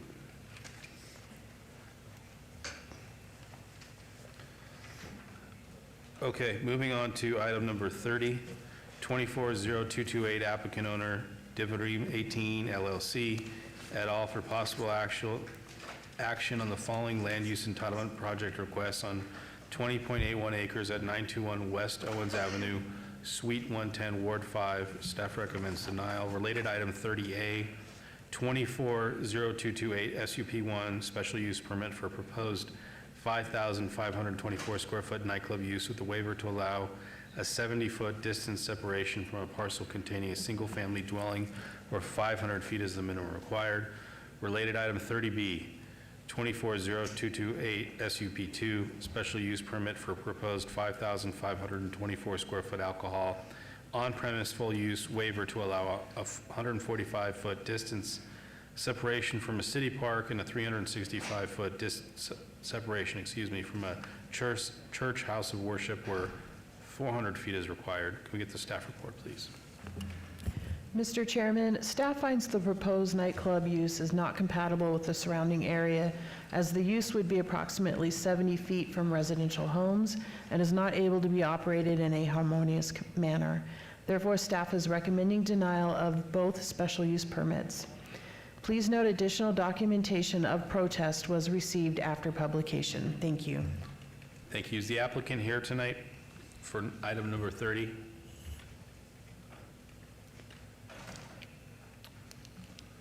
I don't see the applicant here tonight. Vice Chair, would you like to hear this item, or do you want to obey it? I think in all fairness, we should obey it. And Mr. Chairman, I did receive just something about 15 minutes ago from the applicant that said he had an emergency and could not make the meeting, so the decision will be yours, what to do. yeah. Okay. Vice Chair, Thank you you. good with an abeyance? Absolutely. So I'd like to make a motion for abeyance on item 24-0228, motion for abeyance to the October 8th meeting. Thank you. There's a motion on the floor. Please cast your votes. Commissioner Taylor? Aye. That motion carries. Okay, moving on to item number 31, 240273, applicant owner DHJ Trust. For possible action on the following land use entitlement project request at .50 acres at 5611 Dimmick Avenue, Ward 5. Staff recommends denial. Related item 31A, 240273 VAR1, variance to allow 11-foot corner side yard setback where 15 is required for proposed residential accessory structure, accessory dwelling unit. Related item 31B, 240273 SUP1, special use permit for proposed residential accessories dwelling unit use. Could we get the staff report, please? Mr. Chairman, the proposed accessory dwelling unit meets all minimum special use permit requirements. However, by proposing the structure within the required corner side yard setback, the hardship in this case is self-imposed, and staff therefore recommends denial of both requests, subject to conditions if approved, one of which is the removal of an unpermitted carport within the side yard. Please note there were additional documents of support received after the original publication. Thank you. Thank you. Can I get your name and address to the record, please? My name is Adrian Plata with Plata Design. Our office is at 5940 South Rainbow Boulevard, Suite 3005. I'm here on behalf of the applicant. So here we have the ADU, and it is meeting the 6-foot separation between the existing SFR and the proposed ADU. They do have matching eaves so that they are harmonious and compatible, but doing so, the side setback over here is now intruded on the 15-foot side setback. I'd like to note that that portion that is intruding is per se a small porch, a little entry cover. It is not livable. It's not livable or habitable. And this is it. It is about 16 feet, which is compliant with the zoning code. And that concludes my presentation. If there's any questions. This is noticed as a public hearing. Anyone like to be heard in this item? Seeing no one, I will close the public hearing and go to Vice Chair. Thank you, Mr. Chair, and I would ask the applicant for an opportunity to come out and visit the site. But I see this is going to City Council on 10/16, so this would actually give us a little bit of time to do that. Would you be okay with a 30-day abeyance and we'd have a site visit on this? Yes. Yes. All right. Further comment? So I'd like to make a motion for abeyance to the October 8th meeting on item 24-0273. Thank you. As a motion on the floor, please cast your votes. Commissioner Taylor? Aye. Thank you. That motion carries. And that item will move on to City Council on October 16th. Thank you. Moving on to item number 32, I will be abstaining from this item, being in the family and the cannabis business. There is a direct conflict there, so I will be abstaining from this item. All right, so item 32, 24-0284 SUP1, applicant Main Street Tenant LLC, owner Alpine Building LLC, for possible action on a land use entitlement project request for a proposed 5,833 square foot cannabis consumption lounge, use with a waiver to allow a 2,110 square foot outdoor consumption area, generally located on the east side of Main Street, approximately 170 feet south of Colorado Avenue, Ward 3. Can I get the staff report, please? Yes, Mr. Vice Chair, through you, I'll be abstaining on this matter as I have an ongoing business relationship with the applicant. Thank you.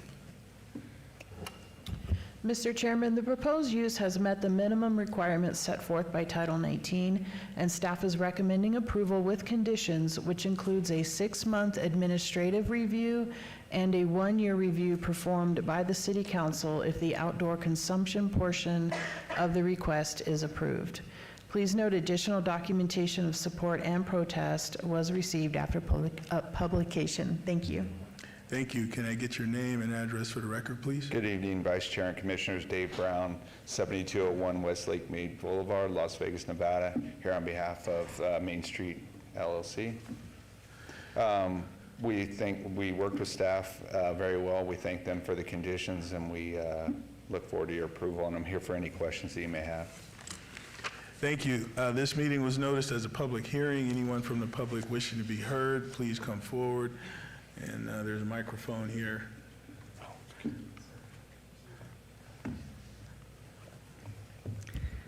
Good evening. I am Becky Miller with the Las Vegas Arts District. My address is 1235 South Main Street, zip code 89104.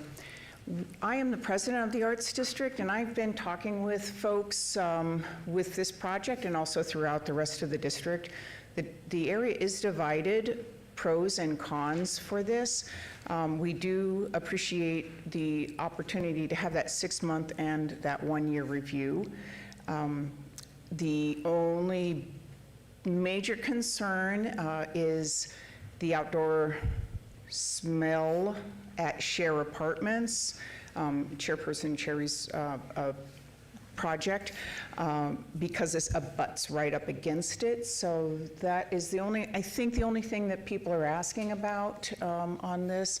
That, and also there appeared to be another proposed lounge directly across the street within 50 feet. That sign has since come down, so we don't know if there is yet another lounge that's being proposed. And we feel that one lounge is enough in the Arts District, especially considering we have been working for several years to make it a more family-friendly environment. And this project is very, very close to a number of family-oriented businesses. But in general, the district is we're not going to say no, we're going to wait and see. So if you could just answer the questions about how's the outdoor smoke going to be handled. Well, thank you, Ms. Miller, and we will address your questions. Thank you. Would you like to come up for public comment? Please come up and state your name and address, sir. And there you go, okay. My name is Mike Lynch. I live at 6228 Mandarin Drive, Las Vegas, Nevada. And the big question about this was the Environmental Protection Agency is going to tell you, because they have environmental standards in the area. You have to meet this. You should have the gentleman check this out with the feds before you do anything else before you do that. And I have to agree with the lady. When you smoke marijuana, it drifts. It will drift through the whole neighborhood. A lot of individuals if they want to smoke inside, they have air scrubbers that will not leave the premises. I agree with this gentleman. If they want to smoke marijuana, that's fine. The other point is, I wish everybody would come downtown and have a good time. Thank you very much for your time, sir.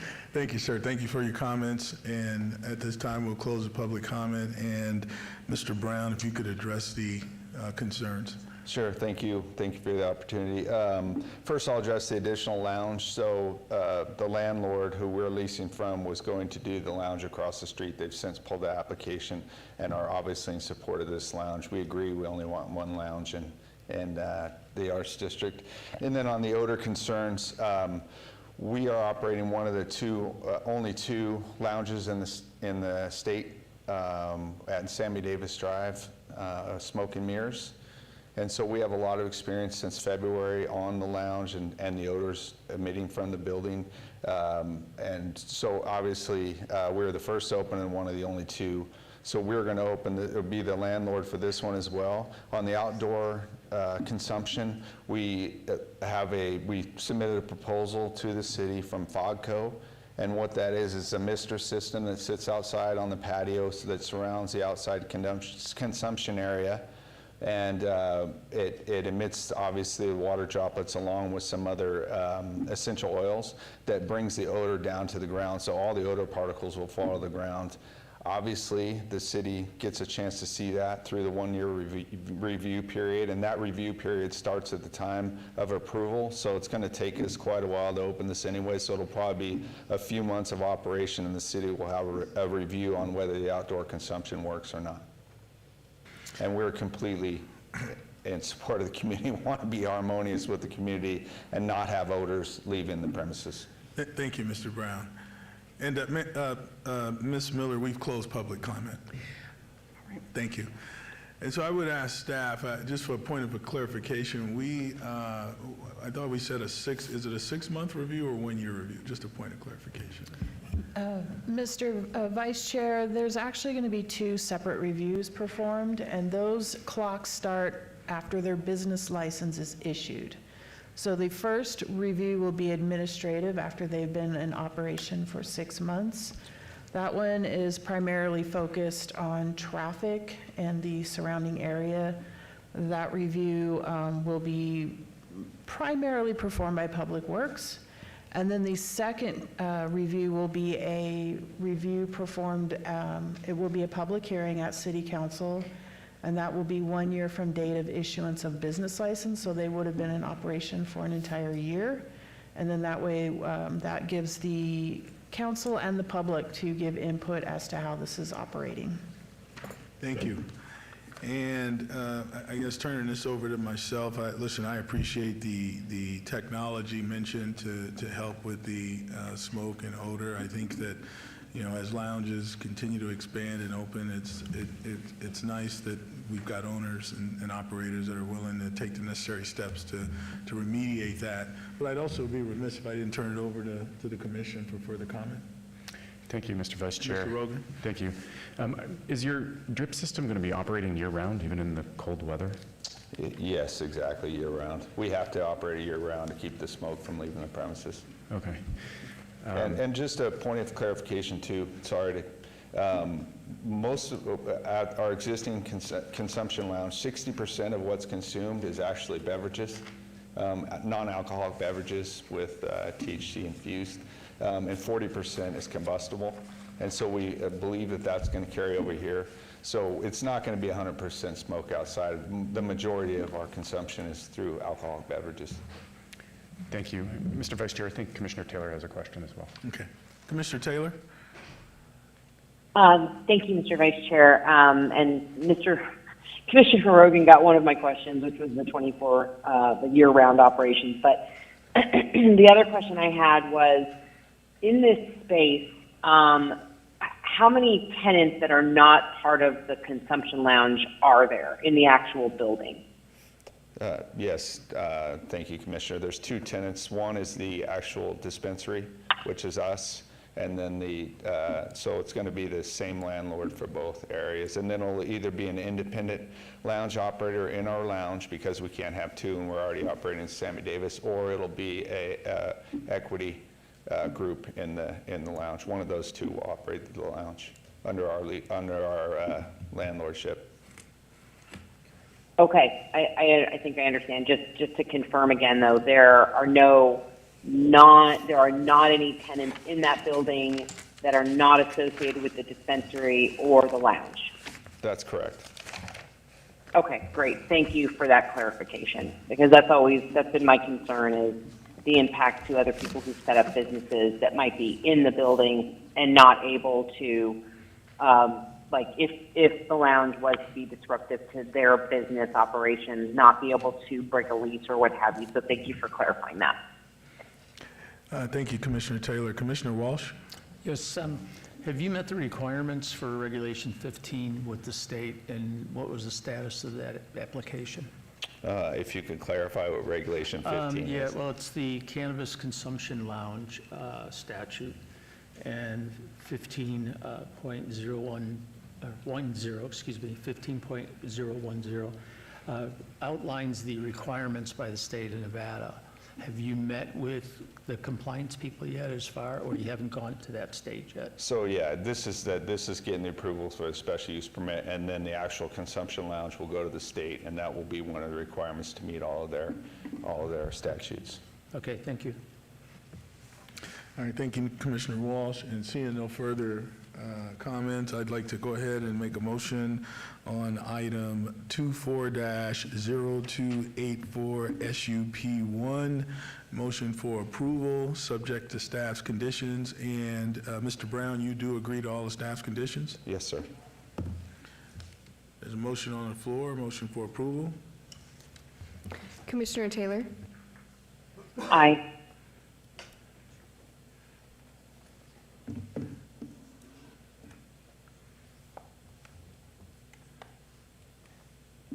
And that item is approved. Thank you, Commissioners. And that item will go on to City Council on October 16th. Great, thank you, Vice Chair. Moving on to item number 33, 240292, applicant Fantastic Indoor Swap Meet, Inc., owner Douglas B. Case et al., for possible action on the following land use entitlement project requests at 1717 South Decatur Boulevard. Ward 1, staff recommends approval. Related item 33A, 240292 SUP1, special use permit for proposed 74,206 square foot outdoor addition to an existing 148,654 square foot indoor swap meet use. Related item 33B, 240292 SUP2, special use permit for proposed open air vending transit sales lot use. Can we get the staff report, please? Yes, Mr. Chairman, this is a large commercial site that can accommodate the outdoor activities proposed, including multiple mobile food vendors. Displacement of parking spaces due to these activities will not cause the site to be underparked. The areas of the parking lot that have been designated for the outdoor use are located along major thoroughfares with exclusively commercial uses that maintain similar business hours. Staff therefore recommends approval of both requests for special use permits for swap meet expansion and open-air vending transient sales lot, subject to conditions.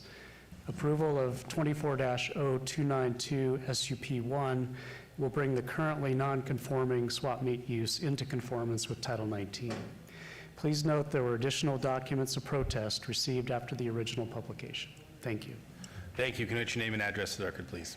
Douglas Kays, 1717 South Decatur Boulevard, Las Vegas, Nevada, 89102. And I have with me Fantastic's Director of Public Relations and Events, Johanna Back, also 1717 South Decatur Boulevard, Las Vegas, Nevada, 89102. Thank you. I opened Fantastic 36 years ago, and I won't take you through the entire 36 years, but I will make a point that in 36 years, we have started or hosted the startup of 8,000 small businesses.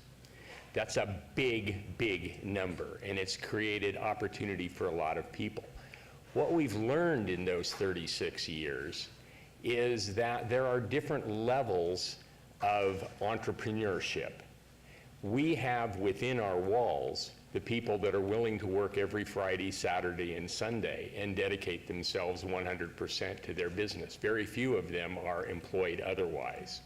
However, there are a number of people who either can't get into Fantastic because, candidly, we are virtually full all the time, or they can't dedicate an entire Friday, Saturday, and Sunday 4 weeks out of every month. So we're looking at expanding the opportunity to small business and to incubator retailers by making some outdoor space available. Now, we're not doing that every weekend. We're doing it select times. Right now, we run a vintage market the third weekend of every month. It's a recurring event. We're looking to test the waters, learn, and adjust as we go forward to create this outdoor environment. And then the other thing we have to do is if we bring in more retailers, we do have to bring in more customers. So we've got to make sure that Fantastic is always an honest, safe, family-friendly place to be, but also an entertaining place to be, an enjoyable place to bring your family. That is why we're looking at the outdoor marketplace. Great. Thank you for the presentation. This was noticed as a public hearing. Anyone would like to be heard on this item? Seeing no one, I will close the public hearing and go to Commissioner Rogan. Thank you, Chair, and through you. Mr. Keys, we met, and I asked this question and I've forgotten, but what are your anticipated hours of operation for the exterior portion of the site? 10 a.m. to 6 p.m. is the normal time that Fantastic's open, and that is the predominant time, Friday, Saturday, and Sunday. Okay. That is the predominant time, but I don't want to mislead.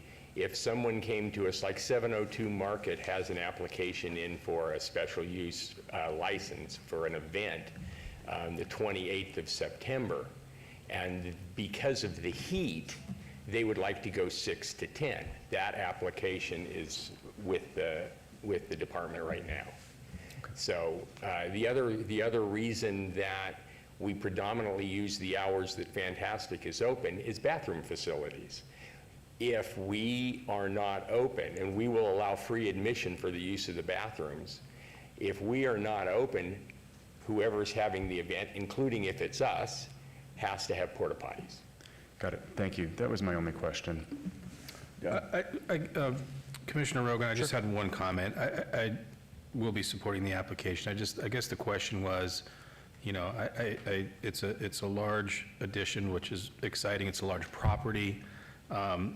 With that comes large problems. For example, safety. You said being safe is an important one. Yes, it is. This is a place I'd love to come and, you know, bring my family to and go to an outdoor event. And I hope you've thought of, and I'm sure you have, you know, when you get this big and the amount of traffic that comes through there, the amount of effort that needs to happen between controlling the traffic and controlling the safety for the vendors, safety for people coming, and knowing you're probably going to have to make some adjustments. Like you said, it's a little bit of a learning curve as you go along, but hopefully, if this thing is approved and up and going, you know, we see some great measures there that make everyone feel comfortable like you've done on the inside. Thank you, and I assure you, safety is key to us. We use the same security company that the city does, and we have them, and I don't mean the police department. I just noticed the shirt on the young lady sitting out front. It's the same security company that we use, but we will have security at each of our events. We have traffic patterns, traffic cones, pedestrian gates, and we will continue to learn and improve as we go. Thank you. Commissioner Rogan, those are just my quick comments. Thank you. Oh, Commissioner Walsh?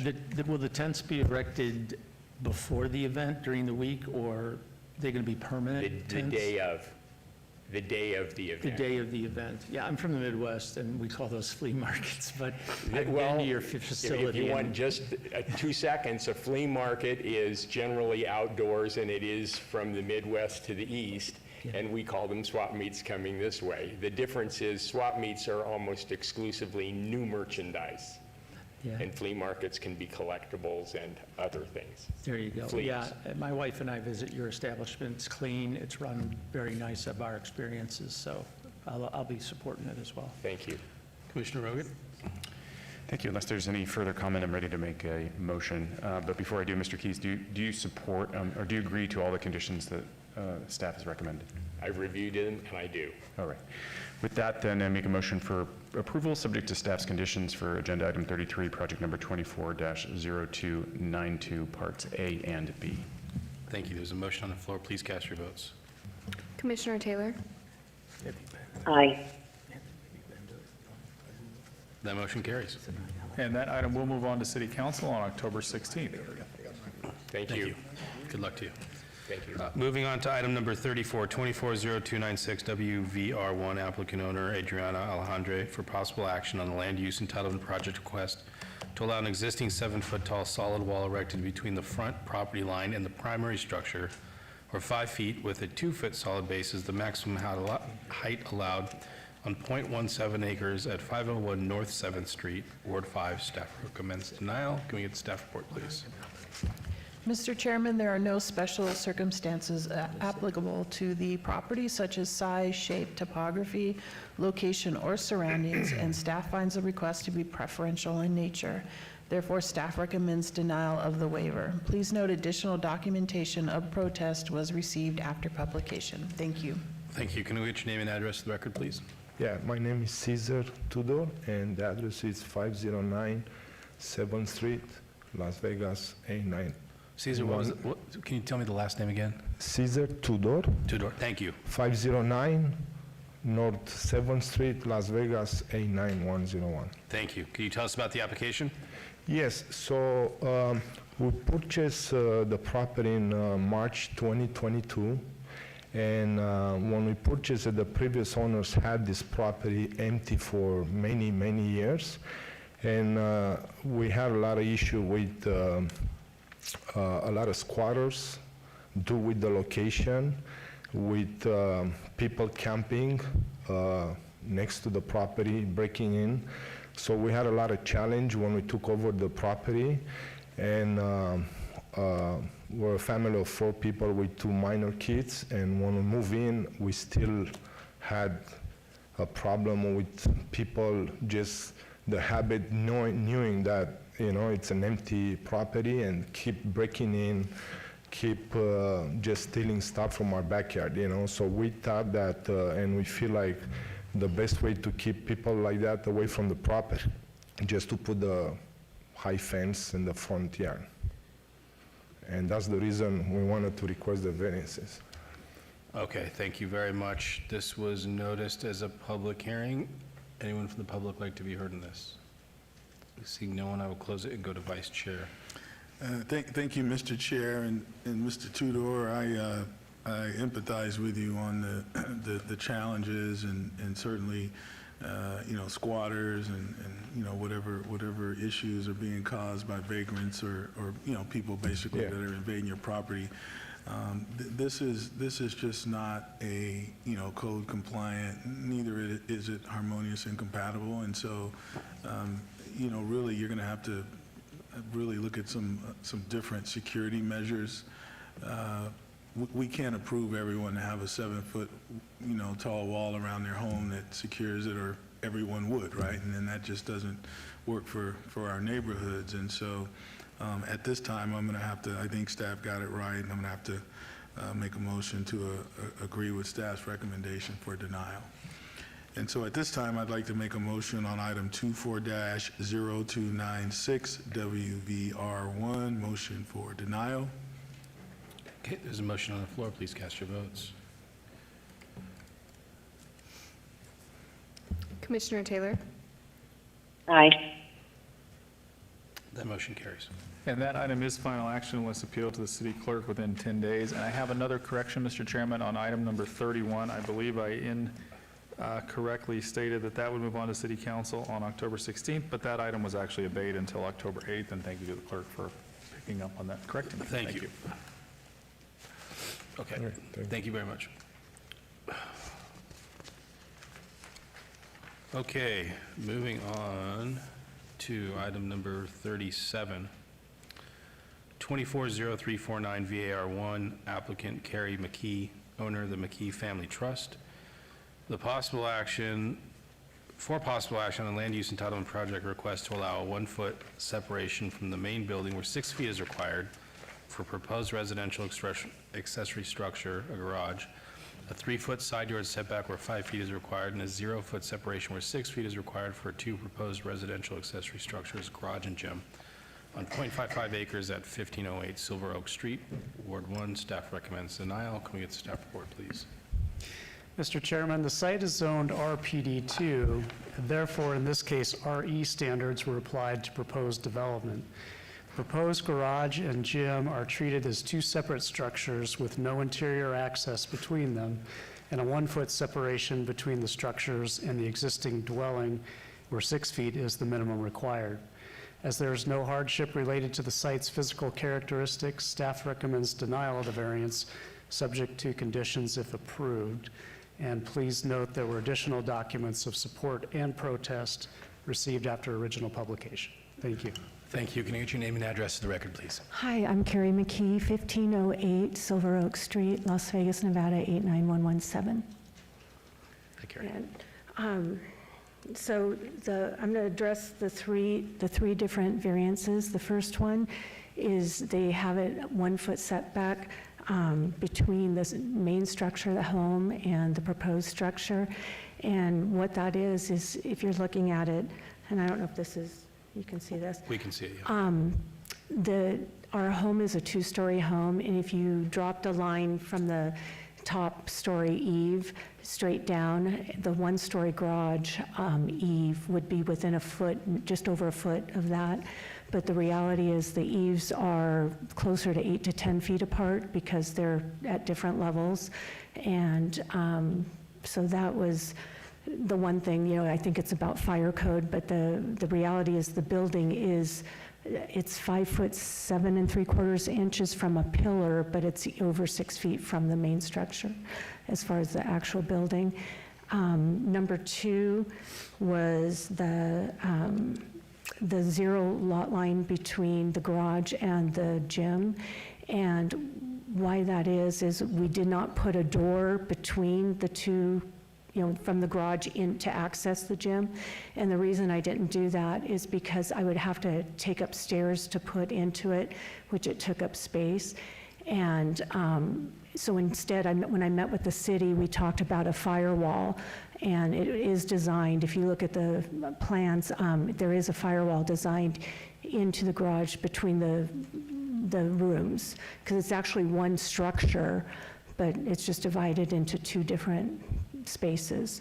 And so I didn't even realize that was a variance because I had met with the city and we met with the designer and had taken care of, as far as building code for the fire issue, put a firewall in there. And then the side setback of 5, it's required 5 feet, and the structure is 5 feet. The eave overhangs 1.5 feet, and I didn't even realize that was going to be in the setback, or, dismiss the setback. So that's what that is. It's 3.5 feet. Because of the eave of the roof. And I did get approval from the board. We have an HOA, and they did send me a letter of approval. I did meet with my neighbor to the south, which is right next to where this is being built, and showed her the plans, and she signed a letter saying that she approves it. And I met with the neighbor directly behind me, that is the one that would be seeing it, and they approved it as well. And so I wanted to say... Do you have those letters of support I do. with you? I did bring them. Would you like to turn those in for the record? Sure. Okay. This is noticed as a public hearing. Anyone from the public like to be heard in this item? Seeing no one, I will close the public hearing and go to Commissioner Rogan. And I have some other drawings that they provided to kind of show you. I don't know if you need anything else to look at. One of the things, the back setback is 10 to 11 feet because the property line is kind of skewed a little bit. And the reason I didn't push it back was because I have another, in the backyard, there's a pool, some palm trees, and I was trying to work with the existing things that are in the backyard already. My husband had the house built 32 years ago. We're the only owners of it. We raised our kids there, and I've heard some of the stuff going on about trying to find other housing and stuff, and we love our neighborhood and are just trying to make it to change for our needs. Thank you, Carrie. Thank you. I did open and close public hearing, and I'm going to Commissioner Rogan. Thank you, Mr. Chair. I totally understand what you're saying about the 6-foot distance separation. It's actually more than 6 feet from the house, from measured three-dimensionally, I would say. Is that correct? Yeah. I'm trying to look around the room. So if the edge of the eave of my home, on the second story, they measure from that to the edge of the eave of the garage in a straight line down. So if you hung a rope down, that's the measurement to that rope. But the eave of the house is 2 stories, the eave of the garage is 1 story. So there's a height difference of, I think, I'd have to measure it, but 8 to 10 feet, I'm guessing. Right. And the actual structure is more than 6 feet away from the building itself, other than the eaves? There's once, because there's in the backyard, there's a patio area that's covered, and there's a pillar there. It's 5 feet, 7 3/4 inches from that pillar, from the actual structure of the main house. I'd have to look, it's closer to, it's over 6 feet. I don't know exactly what the measurement is, probably 10 feet, I don't know. Okay, so most of the concerns, I think, that why we have those setbacks are because of fire. So you discussed the fire danger, I think, with the city when you came for approval? Yes, I had to have a pre-plan meeting, and I actually came in before I even had the pre-plan meeting to meet with the building department to just say, show them what I was intending to do and ask their, guidance on how, what I could do, what I couldn't do. And they said I would need the variance, and so to meet, set up a pre-plan meeting. And so I met with Cassandra, and I can't remember, I have it written down, another gentleman, and talked about these issues. So. Thank you. So I think with the approval of your neighbors and the approval of your architectural review committee, I'm somewhat comfortable with this. I was a little bit uncomfortable with how close it was to the building itself, your home. I think you've explained that sufficiently that it's less of a concern, but if there's other comments. No. Commissioner Walsh, I see your light on. Did you have any? Oh, did I hit it? I'm sorry. Okay. No. Then I'm just ready to make a motion for approval of agenda item 37, project number 24-0349 VAR1.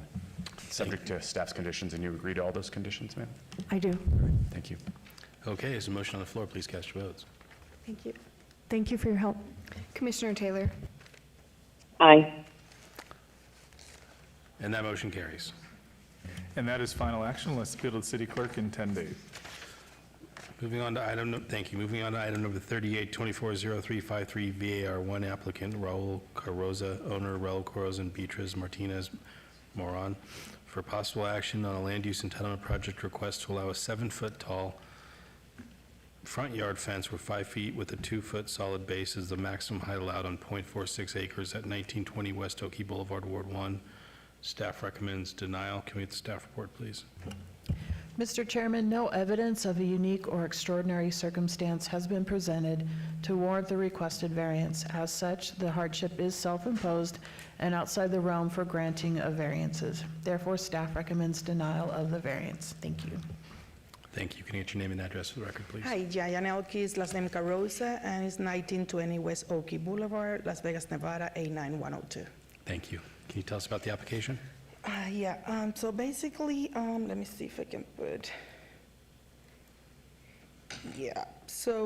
just like you saw before, in our area, we're only allowed to have 2 foot of solid wall and then followed by 5 total, I believe, and we have 6 and 6.6.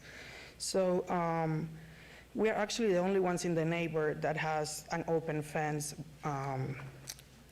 As you can see on my neighbors, this is my east side, and that's my west side. They all have full block walls, much taller than mine. We actually got approval back in 2020, I believe, this way, for the same thing. It was messy times for us. We have loss in the families. We have a lot of stuff going on. So we didn't file through with the permitting of the fence. That's why when we got code enforcement to tell us we didn't have permits, we're like, of course we do. And we show them this, and they say, oh, but that stays. We need to get the building permits after this approval. So that's how we start the process all over again. So we hope we have the same results as last time. Okay. Thank you. This was noticed as a public hearing. Anyone from the public like to be heard in this item? Seeing no one, I will close the public hearing and go to Commissioner Rogan. Thank you. Normally, back in 2020, I obviously supported this application. It was the same application. I think the fence looks great. I mean, the 6 inches, that would bring it down to 6 feet, which is what we kind of I routinely support, is just the fleur-de-lis, that's on top. I don't want you to take that off. I think it looks nice. Not to brag, but we have the nicest fence on the whole block. You really do. Now, I'm very much a stickler for the 6-foot height with the open, but because we already approved this 4 years ago, I'll go with that prior approval and give it back to you, unless anyone else has any comments. Okay. With regard to agenda, do you agree with all staff's conditions? Yeah, of course. Okay. With regard to agenda item 38, project 240353 VAR1, I'll make a motion for approval subject to staff's conditions. Thank you. There's a motion on the floor. Please cast your votes. Commissioner Taylor? Aye. And that motion carries. And that is final action tonight, unless appealed to the city clerk in 10 days. Okay, Director, do you want to do a dry run on 39? We could just read them all in real quick? No? Okay. It's your discretion. Okay, no. We're going past that. Okay, on item number 41, 240372 SUP1, applicant Poppy Foundation, owner Above the Lights LLC, for possible action on land use entitlement project request for proposed animal hospital, clinic, or shelter with outside pens use at 3915 Helen Avenue, Ward 5. Staff recommends approval. And before I go to staff, Commissioner Taylor. Thank you, Mr. Chair. I need to disclose that I am a member of the board of directors for the Poppy Foundation, and so I will be abstaining from this item. Thank you for the disclosure. Noting that Commissioner Taylor will be abstaining, can I get the staff report, please? Mr. Chairman, the proposed use is permitted in the RE zoning district with approval of a special use permit and would be located on a .53 acre lot surrounded by other large lots exceeding half an acre. Animals would be kept indoors except for periods of exercise outdoors in the rear yard. Staff finds the use can be conducted in a harmonious and compatible manner with the existing development in the surrounding area. Therefore, staff recommends approval subject to conditions. And there were no additional documents. Thank you. Thank you. Can you get your name and address for the record, please? Good evening, Jennifer Lazovich, 1980 Festival Plaza Drive, here tonight on behalf of the Poppy Foundation. The Poppy Foundation has purchased an existing home which is located right here on Helen Avenue. This map shows you that all the buildings or area in red are non-residential buildings, just to give you an idea of what surrounds the site a little bit beyond the streets of where we are. And if you're standing in the front yard of this house and you look immediately to the east, what you see is the wall for the Elgin Center, which is a rehabilitation business. That's what you see when you look straight across. The Poppy Foundation itself, just by way of brief history, is a 501c3 charitable organization that was started around 20 years ago by a local veterinarian, Dr. Stillman. She specializes in feline care, so it is only for cats. And the reason she started the Poppy Foundation is she came across, through her veterinary practice, a number of cats that were otherwise unadoptable. They either had severe physical injuries, some were paralyzed, maybe they have ailments where they're on severely restricted diets, or some other situation where if they were to have turned up at a shelter, the odds of them probably being adopted were next to zero. So she started the Poppy Foundation as a way to give these cats that wouldn't otherwise be able to be adopted a place to live for the remainder of their lives. Because of their ailments, you need to have some veterinary assistance with some of the cats, certainly to set like the eating protocol or to do any of the exercising if there is any needed for like the cat who has some paralysis. And so Dr. Stillman herself and another vet still are actively engaged in performing those duties. The Poppy Foundation also pays vet techs to help with the care of the cats, and then as well as that there are volunteers who go over. For this particular site, as you know from your code and from the land use application in front of you, we are not changing the zoning. The house remains a house. For all intents and purposes, from the exterior, it is a house. There is no signage proposed with this application, and it will continue to look like a house. But in the code, it does allow us to ask for a use permit so that what goes on inside the house would essentially amount to what we consider to be a sanctuary. Again, I just want to note for the record that this is for cats only. We would be happy to agree to a condition that limits this to cats only, and in addition, a condition that would be no exterior signage on the outside of the house. We don't need it. There's no need to advertise anything. We know what we're doing on the inside, and that is sufficient for us. We appreciate staff recommending approval, but we know that this is, a neighborhood, and so we wanted to reach out to our neighbors. We did that in several ways over the last couple of months. First of all, NARA, Northwest Area Residents Association, is a very active group out here, so we did make a presentation at one of their regularly scheduled monthly meetings earlier in the summer. In addition to that, I conducted a voluntary neighborhood meeting a few weeks ago, right towards the end of August, where I noticed the same radius and did just a voluntary neighborhood meeting, explained what it does, answered questions. In addition to that, we went out and we got, if I could have the overhead, we went out and we got a number of petitions signed. Yellow is where the site is, and then green is where these petitions are coming from, so I would like to turn these in for the record. And then in addition to that, we know how important it is to get to hear from immediate neighbors to where the house is going to be. So I will also be turning in 4 signed letters from the property owners immediately to the north, the south, and the 2 property owners behind us. These are individually written letters from each of those property owners expressing no objection to this use. And the final thing I want to point out, and I'll be happy to answer any questions, is on the inside we have had questions about, well, since you have so many cats, whether there's odor or any type of kind of just protection of the interior of the house. So we do have an FRP, all the walls, about halfway up, or at least halfway up to me, about 3 to 4 feet up, have an FRP surface panel, and that's around all of the walls on the inside. And we also have 5 ventilation exhaust fans. Those help with odor. In addition to that, each fan has a charcoal filter and an HEPA filter on it as well. So we've added that in addition to some of the stuff on the inside. So I just want to reiterate, we appreciate staff recommending approval. We'd be happy to add 2 additional conditions if the commission would like that. Again, that it would be limited to cats only, and that we would do no exterior signage on the outside of the building, and I'd be happy to answer any questions. Thank you very much. This is noticed as a public hearing. Anyone from the public like to be heard in this item? Seeing no one, I will close the public hearing and turn it over to Vice Chair.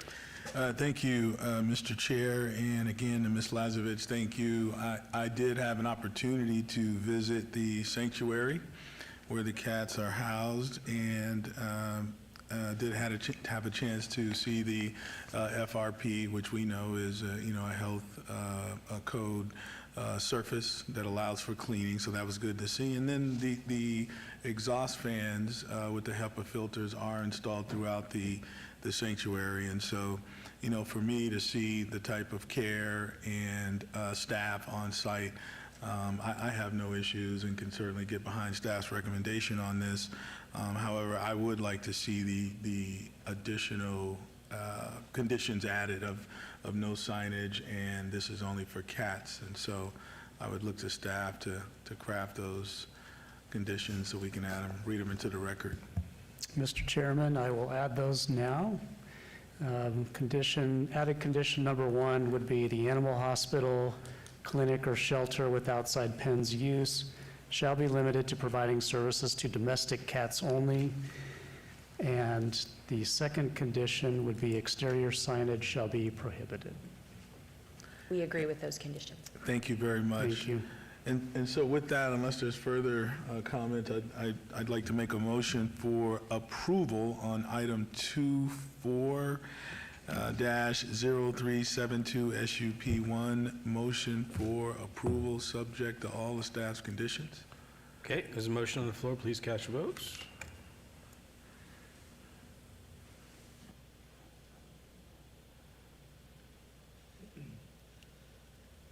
That motion carries.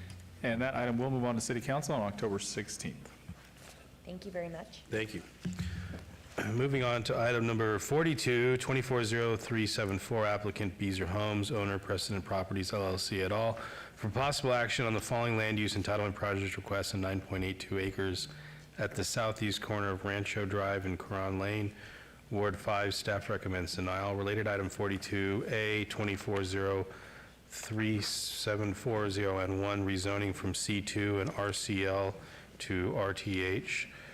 Related item 42B, 240374 VAR1, variance to allow private streets that do not meet private gated community street development standards, and to allow street stub termini where cul-de-sac or hammerhead are required. Related item 42C, 240374 TMP1, tentative map Rosa 2.0 for proposed 104-lot single-family attached residential subdivision with waivers of perimeter landscape buffer requirements. Could we get the staff report, please? Mr. Chairman, the proposed townhome development includes 2 billboards that are in existence today. Billboards are a commercial use prohibited in residential zoning districts. In addition, Title 19 requires a 300-foot distance separation from residentially zoned property and billboards. The allowance of existing billboards to remain and incorporate them into a residential subdivision will create a legal non-conforming use, which staff is not able to support. The billboards have also created an area adjacent to Rancho Drive where there will be no streetscape trees adjacent to the sidewalk, which contributes to the heat island effect and creates an unpleasant atmosphere for pedestrians along Rancho Drive. In addition, the applicant is requesting a variance to allow private streets that do not meet minimum standards set forth by Title 19. Therefore, staff is recommending denial of the rezoning, variance, and tentative map. Please note there is a revised landscape plan, site plan that added a cul-de-sac and staff report in your printed blue sheet packet, and additional documentation of support and protest was received after publication. Thank you. Thank you. Can we get your name and address for the record, please? Good evening again, Jennifer Lazovich, 1980 Festival Plaza Drive, here tonight on behalf of Beazer Homes. The strip of land that we're talking about tonight is located right adjacent to Rancho, in between Holly Avenue, or Holly Lane to the south and Coran Lane to the north. This large piece of vacant property is where the Texas Station site used to sit at one point. That part is located in North Las Vegas, and then the piece that we're talking about right now sits here. Beazer Homes also developed in this triangle right to the east of us some single-family detached homes in that location, and this strip of land was left to perhaps try to get some commercial uses in there. Unfortunately, the developer, or I should say the landowner of the property, has been unable to attract C2 uses, and with the width of the site, with where it is, it would typically be uses such as like more vehicular, maybe a fast food, maybe a car wash, a mini storage. I mean, you have to think of some uses that would fit in there that would be not too deep in terms of what they would need to operate. And so you see some of that farther north up Rancho, where there's also a little bit of a similar situation where there's a strip of land immediately next to Rancho, and then there's homes behind it, and those are some of the uses that are starting to develop up there. Interestingly, just south, kind of right down in this area, is a new townhome development called Arcadia. That's I believe it's still, parts of it are still under construction, but a lot of it has been built up, and so you can see that when you drive along Rancho, and that has the townhomes coming right up to Rancho. We are asking to do a zone change tonight to go from C2 to residential townhome. We do believe that this is a good transition from the single-family detached homes that are located right here. As you come out to Rancho, we think that that transition to townhomes is appropriate for this location. And so from that standpoint, we would ask for your consideration with that. This, I'll turn it this way, this is north going up towards the top. It's a very long, narrow piece. It almost doesn't fit on this entire exhibit, but this is our landscape plan, and I want to kind of talk about it in two different ways. First is, we also did, I know this neighborhood as well as the other neighborhood that we just talked about on the last item, and so I did do a voluntary neighborhood meeting. We did that last week.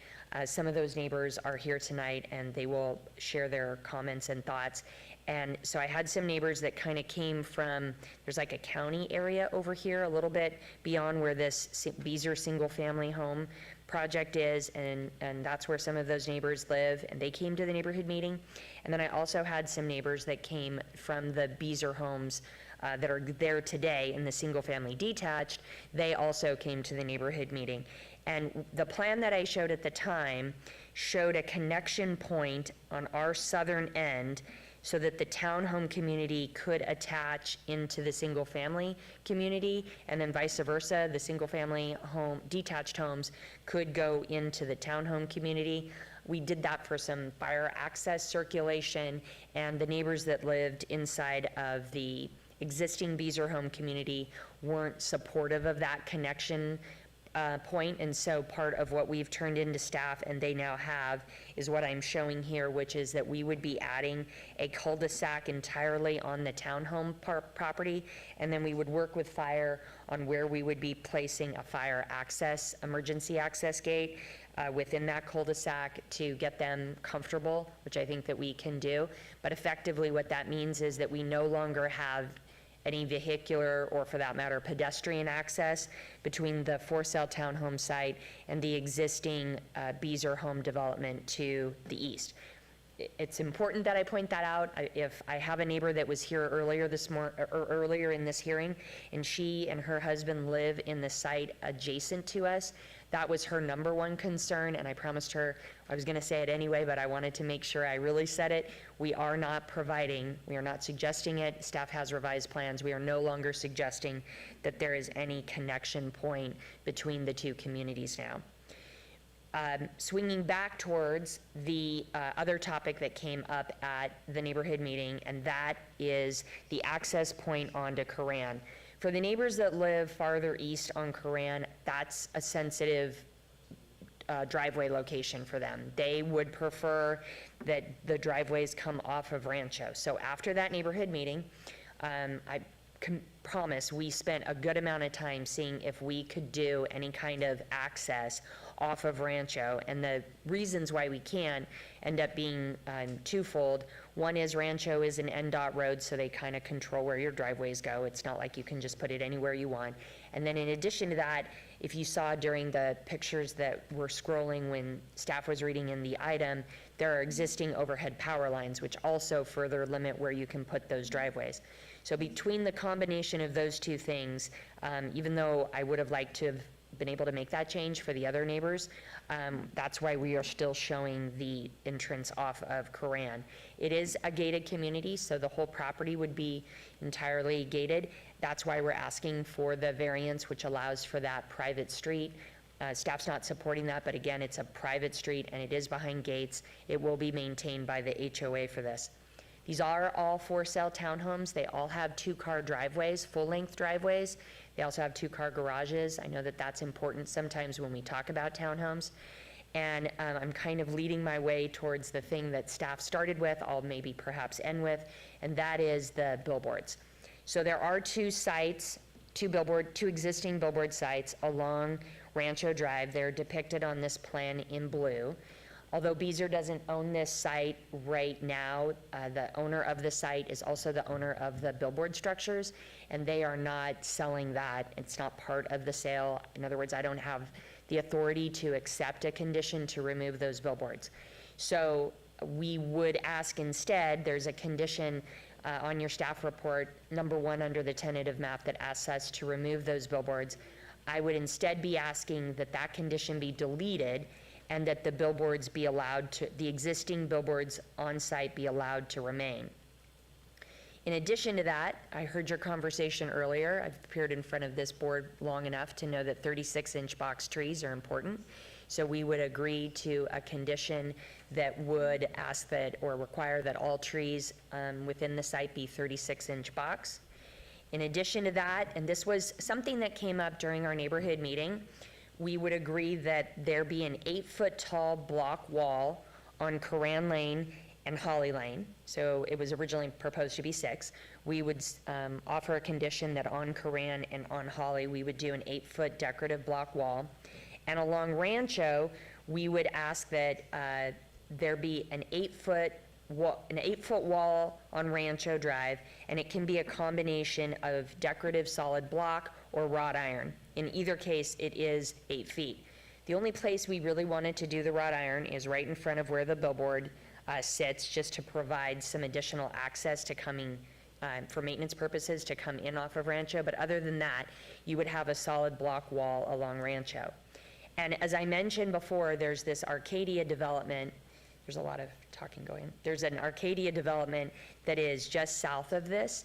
And if you drive by that and you see how their landscaping has come, the way it's kind of developed out a little bit, it looks really, really pretty. So part of what we've also been working on, and I know this goes on to City Council because it's a zone change, but this is our landscape plan that is in progress to match the Arcadia landscaping.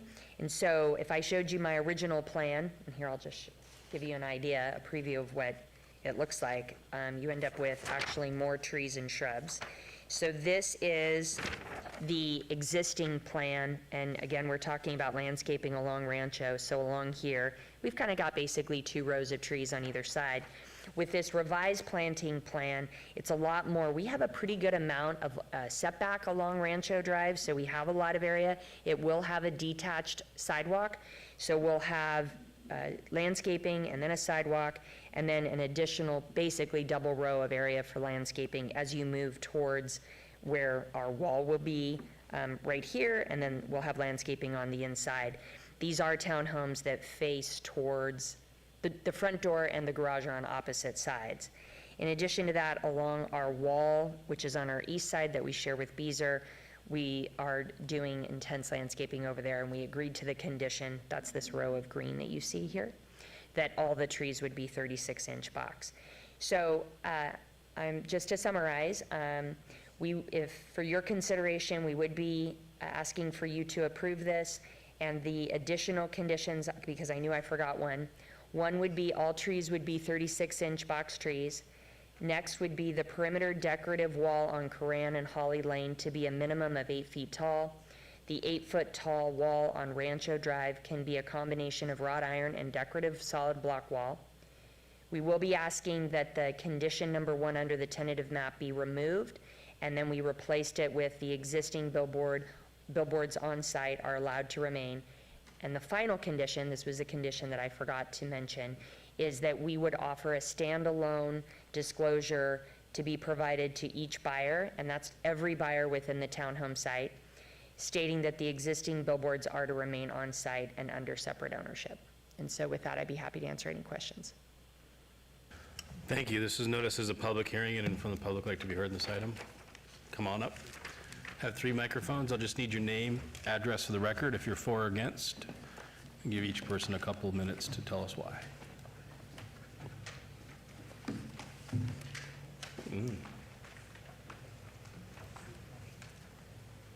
Hi, my name's Veronica Torres. I live at 3311 Coran Lane, Las Vegas 89106, and I would say I oppose it because the traffic. There's going to be 102 townhomes, double garage, a lot more traffic down Coran.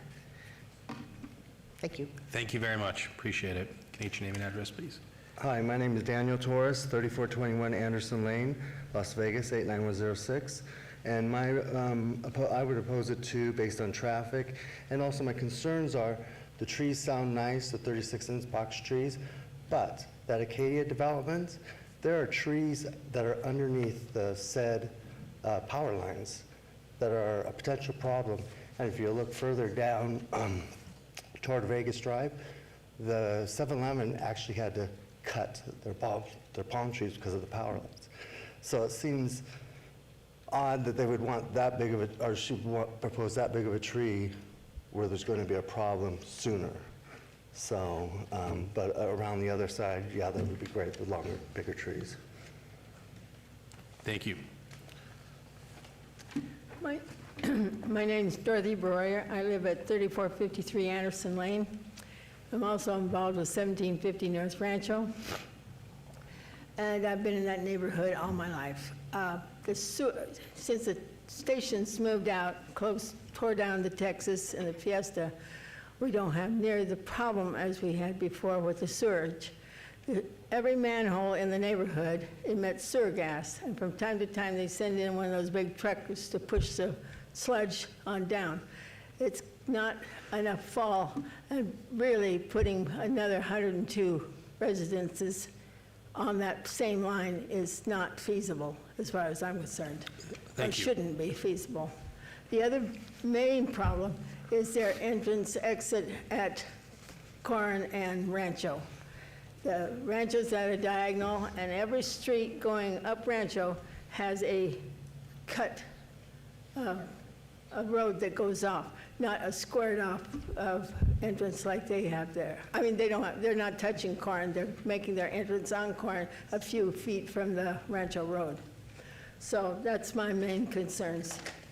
Thank you. How you doing? Hi, Gabriel Ramirez, 3359 Anderson Lane.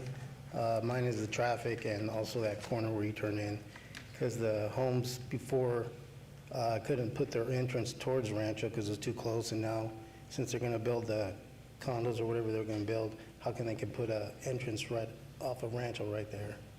And same thing with the trees down further, like he was saying, they got pine trees and Palo Verdes, and they're going to get big, and they're right underneath the power line. So I don't know how you put 36-inch box right where they want to put off a Rancho with the power lines and stuff. Thank you. Thank you. Hi, I'm Alicia Baroyer. I live at 3471 Anderson Lane.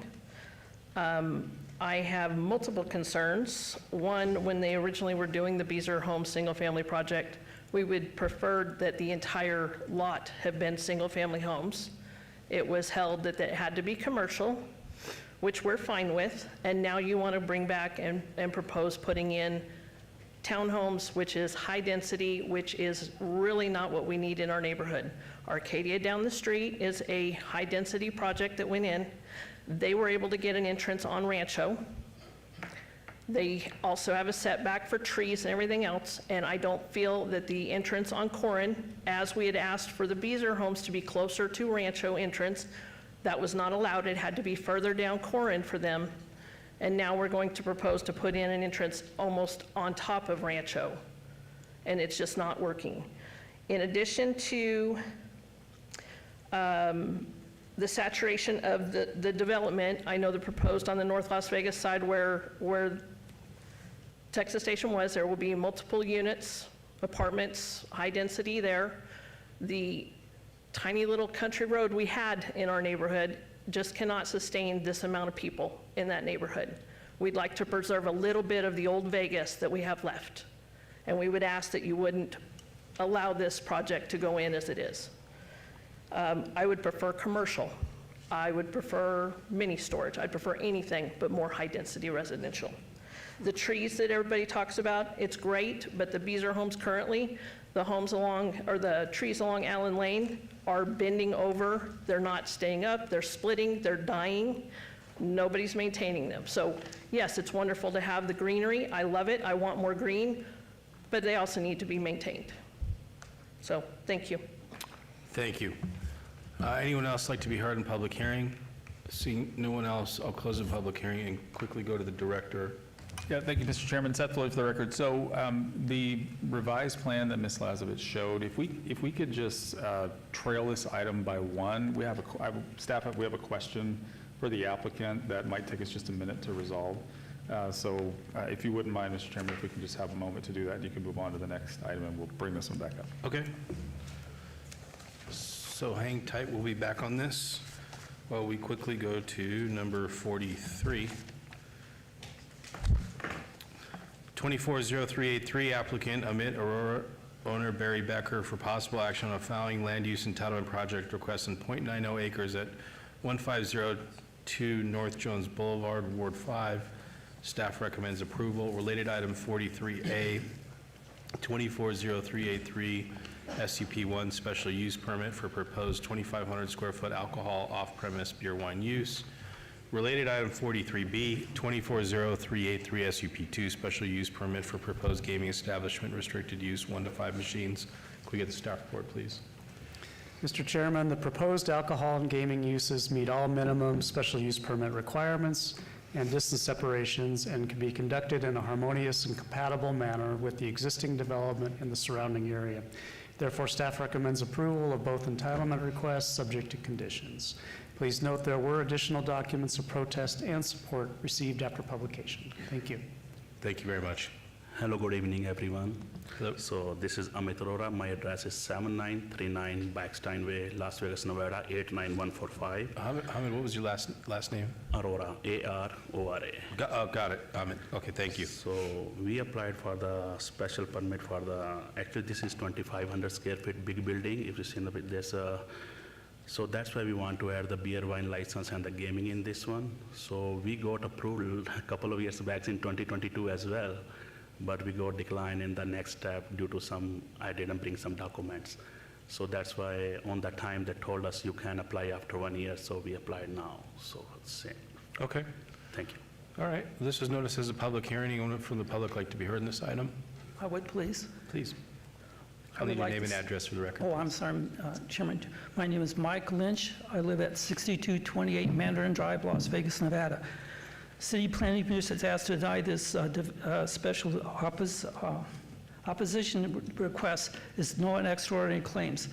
There are already businesses that have gambling. There are 2 establishments. We have 2 establishments that sell liquor in the same area. Historically, businesses will influence the neighborhood. We have there's only 1 pharmacy in this area. We only have 1 full-time grocery store there. There's 1 medical establishment there. It's a dentistry there. We don't have anything like that within a great distance. During Mr. Floyd's demonstration to the city council meeting regarding city planning, he brought up the HUD, and he also talked about 24% use of affordable housing in the city. My wife and I bought a HUD house back in 2017. The house was used by homeless people. They were taking drugs in there, and they had vandalized the house. My wife got it back restored and put it back on the taxpayer rolls. We need those type of houses. We need that type of investment in the neighborhood. A direct line can be drawn to the decision that the City Planning Commission makes tonight. A notable person in 1960 said that any area that has a high number of liquor stores, has a high number of gambling establishments, has a high number of smoking areas, will be the poorest part of the town and be a burden on the individuals. This person was my fellow Nebraskan, Malcolm X. I ask the City Planning Commission to deny this request. Thank you very much for your time. Thank you, Mr. Lynch. Anyone else in the public like to be heard? Seeing no one, I will close the public hearing, and I'm going to go to Vice Chair on this one. Thank you, Mr. Chair. I understand the concerns, with in terms of alcohol and gaming, but at the end of the day, it is a bona fide business, and staff's recommendation of approval it sits well with me as it is an allowed use in this location, and so unless there's further discussion. I'd like to make a motion on item 24-0383, motion for approval. Items A and B, subject to staff's conditions, and you do agree with all staff's conditions? Yes. Okay, there's a motion on the floor. Please cast your votes. Commissioner Taylor? Aye. Aye, but just for it goes up. Commissioner Walsh is an aye vote. And that motion carries. Nicole, do you know, does that go on, or Steve? Mr. Chairman, that action is final action. Those two actions are final action unless appealed to the clerk within 10 days. Thank you. Thank you. Thank you very much. Thanks. Sorry, mic problems. We are going to go on to item number 44, 240384 SDR1 applicant owner McDonald's Corporation for possible action on land use entitlement project request for proposed 4,310 square foot restaurant with drive-through with waivers of Title 1909 Form-Based Code Development Standards on 1.1 acres at 1601 West Charleston Boulevard, Ward 1. Staff recommends approval. Can we get the staff report, please? Mr. Chairman, staff finds the proposed redevelopment of an existing drive-through restaurant supports the goals and policies outlined in the Vision 2045 Downtown Master Plan. Therefore, staff finds the proposed development will continue to be harmonious and compatible with the surrounding area and therefore recommends approval. Thank you. Thank you. Hi, my name is Kerry Shahan, architect representing the applicant at 4310 Cameron Street, Suite 12A. Las Vegas, Nevada. What we're proposing tonight is existing McDonald's on Charleston, and it is in the hospital corridor. So this is the location. This is the location of where the existing McDonald's is today. And just very close to the I-15, which, as we all know, has expanded over the years. So this is an older restaurant, and it's much in need of improvements. So we're also, trying to, this is an opportunity to revitalize the area, provide a much more modern appearance. So the existing restaurant is not, this is just to show you what existing is versus rendering of the new McDonald's. To give you an idea that the new McDonald's would be a replacement of the existing and would incorporate all the modern aesthetic and materials that come with the latest brand.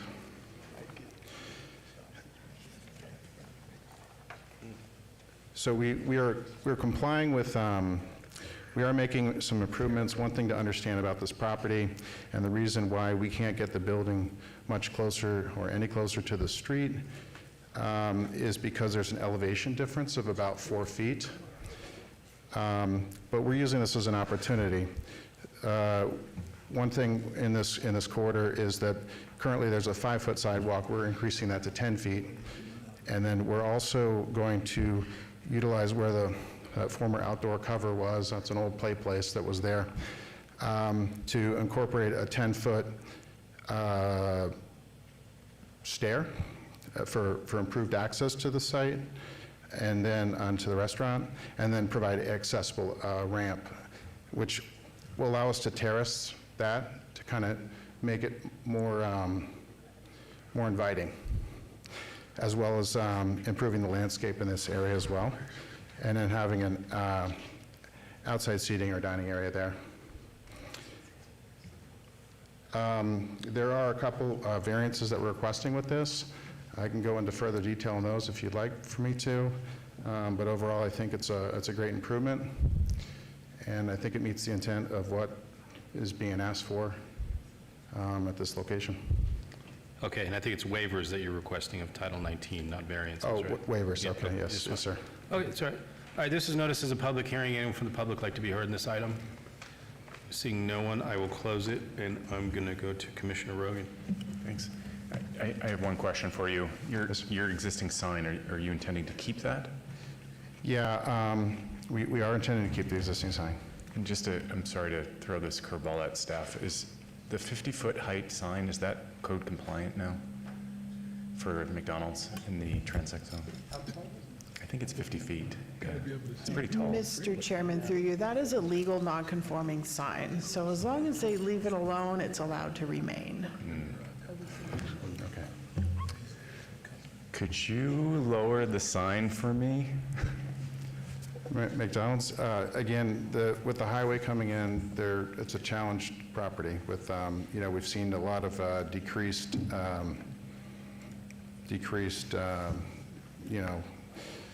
clients coming here, or customers. So that's really an important piece for McDonald's to keep. We were told that we could keep the sign as long as we provided a lease agreement. You sure can, and that's what staff is talking about with legal non-conforming use, but yeah, we sure would appreciate it if you lowered that sign for me. And remember, you go to city council, so this is not final action tonight. Okay.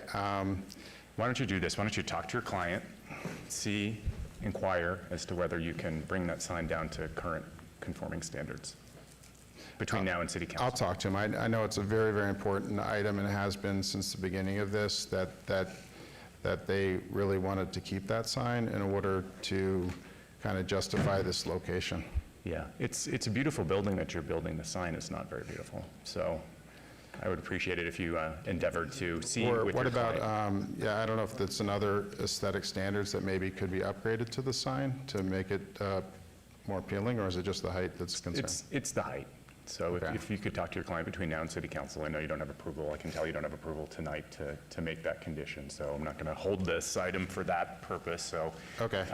But I will follow up with the councilman and make sure that. All right, well, I will do that for sure. And Mr. Chairman, through you, just for clarification, staff would like to look into this because even though it may be a legal non-conforming currently, we do have current standards in the code.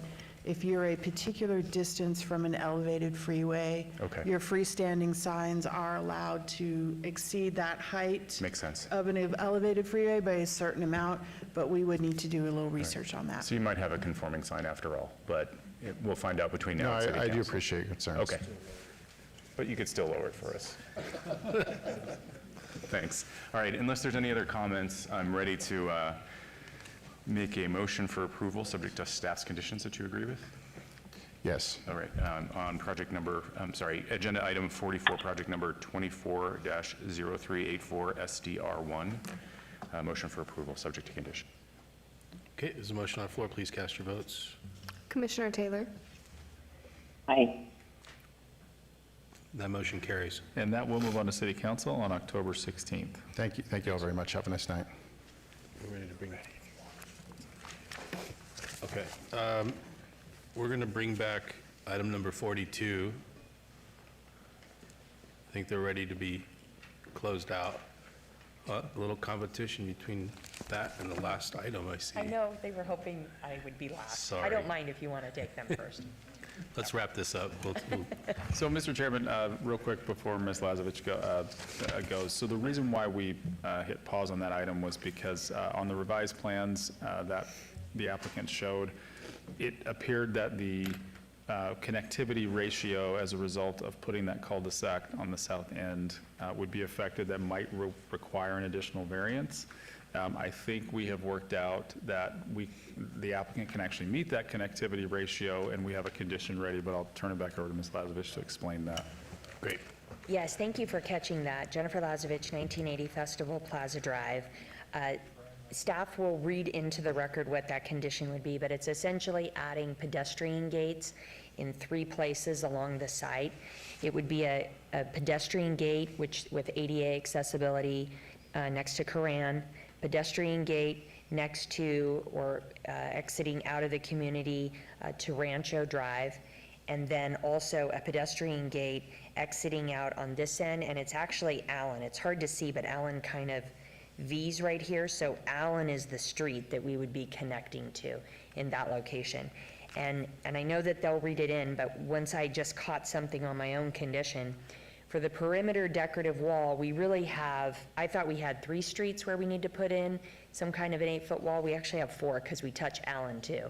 So I just want to add that the perimeter, and I've sent these previously to staff, but the perimeter decorative wall on Koran Lane and Holly Lane, I need to add, and Allen Lane will be 8 feet. And then it's a wrought iron and a solid block wall along Rancho. Okay, and we did have the public hearing earlier, and that's closed, and I'm going to go to the commission now for discussion. Going to Vice Chair.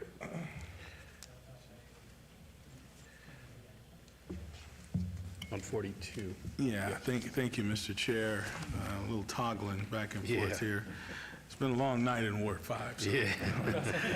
Yeah. So thank you, Ms. Lazovich, and certainly, listening to the residents of the area, I understand the concerns, and, the traffic concerns are real, and I know that we've done traffic studies and had Public Works look at drainage and other things in reference to the project.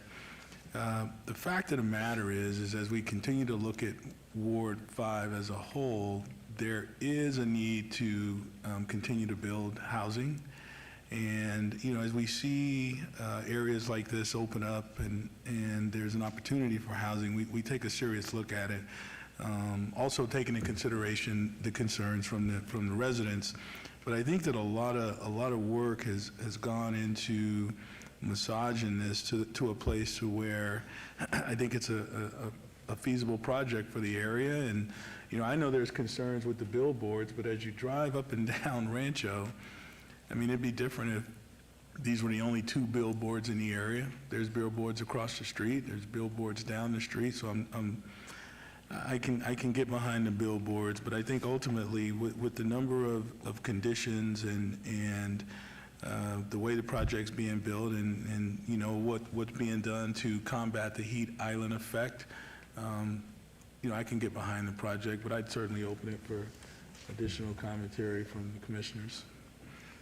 Commissioner Rogan. I don't like the billboards. I can't get over it.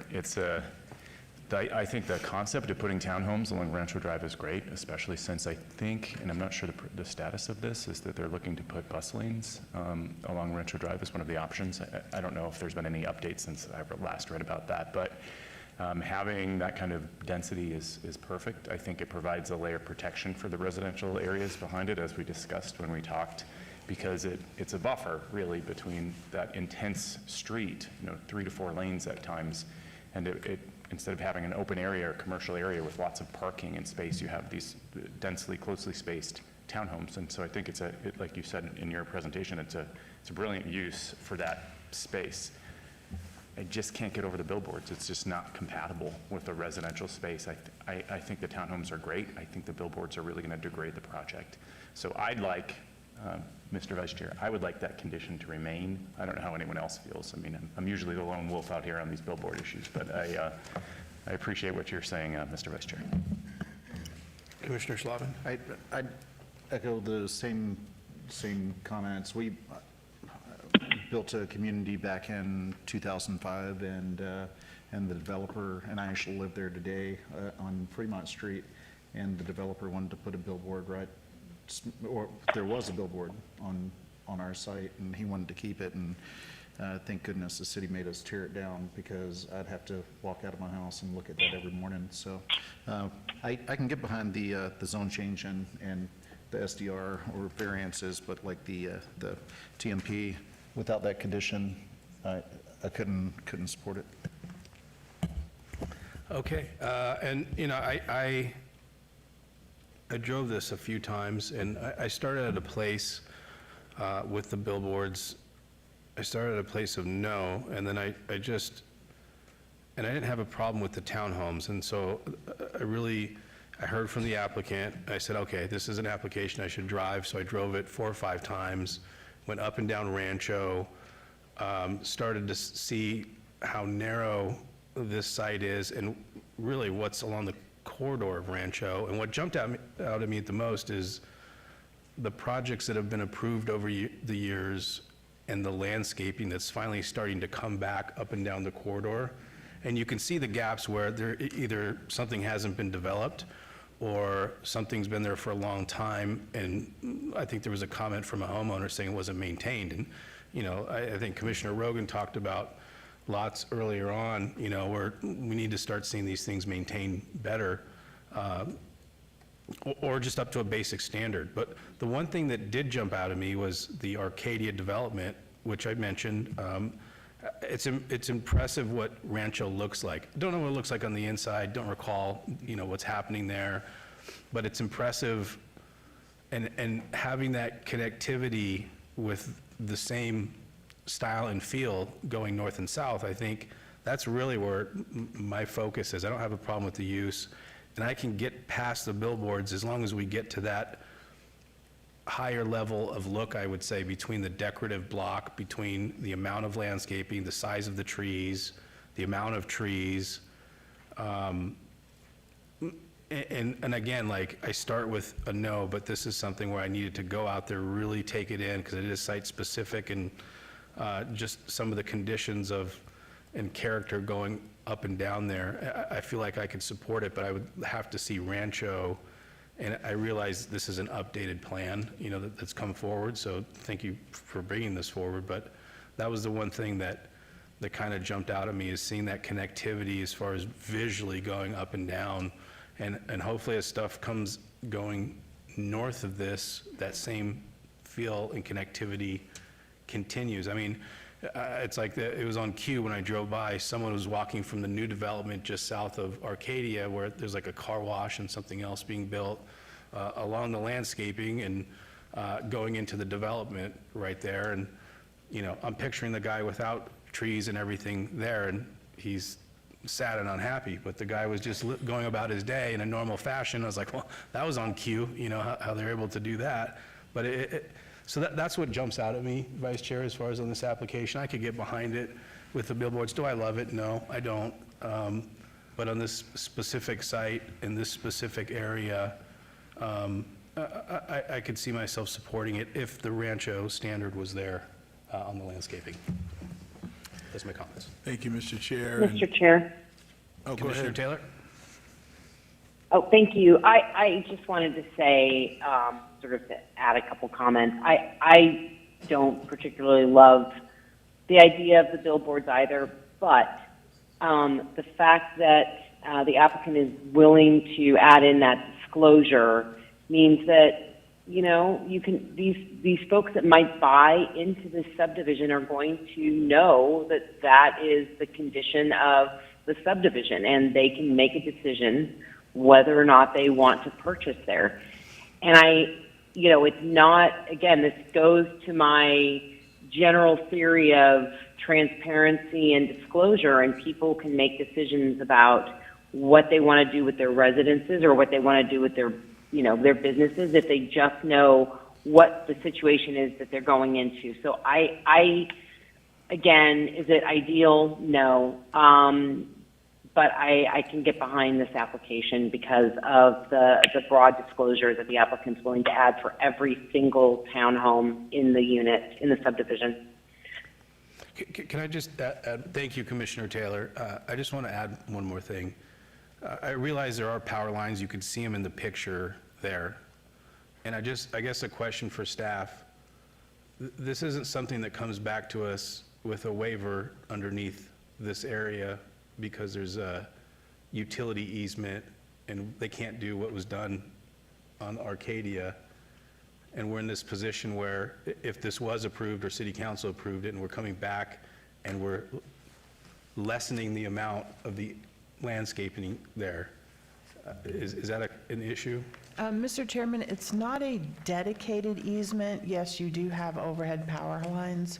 NV Energy will come through and either cut the trees themselves or ask the property owner, which would be the future HOA, to cut them so that they're not coming into contact with the overhead power lines. So it might limit the overall height. Yeah. But I think if they planted a shade tree that had a decent canopy, that the height wouldn't make such, it wouldn't be such a negative impact as long as we maintain the canopy so that the pedestrians got the shade. Okay, thank you. That adds clarity, because I've seen those where there's a utility easement, come back, sorry, we can't plant a tree there, and it's a shrub, and we feel like we just missed out on a big opportunity. So. And Mr. Chairman, I mean, there are tree species out there that aren't going to get, you know, a crazy height to them, but they will still provide a shade canopy. So I would, you know, it would be probably to Beezer's advantage to explore that a tree that's not going to interfere with the overhead power lines, but still create that canopy. Thank you. Vice Chair. Yeah, Mr. Chairman, Walsh. through you, thank you. A couple of questions on it, and again deals with the power lines. Why can't they be buried? Why can't, as part of the entire structure, make them all under, we're supposed to be building modern, you know, developments, and a lot of the modern developments have underground power lines. I know they're safer. So just as a suggestion. You know, I really think this community there needs houses, and they needed them yesterday. So that sort of pushes me in the way of approving it, because let's face it, we're in a housing shortage, and you know, if the sign issue is going to become, you know, a big problem there, you know, after it's built. You know, I can't believe that the sign company wouldn't let, you know, the developer buy them out. But on the other end, you could give up 2 of the other lots and put bigger signs up in front of theirs, and you wouldn't have to worry about it. But not in this case here, so I meant just that. But I'm in favor of approving it over the need of community development there and getting people, you know, we're just so short on properties. It's just, so I'll lean towards that. I mean, we're talking about trees, we're talking about power lines, I'm talking about people, okay? And I truly feel we need the people. If anything, come back to the drawing board and see if we can take care of those other 2 issues. You know, thank you. Mr. Chair, I just have one further comment, if Please. before, I can count, so I know where this is going.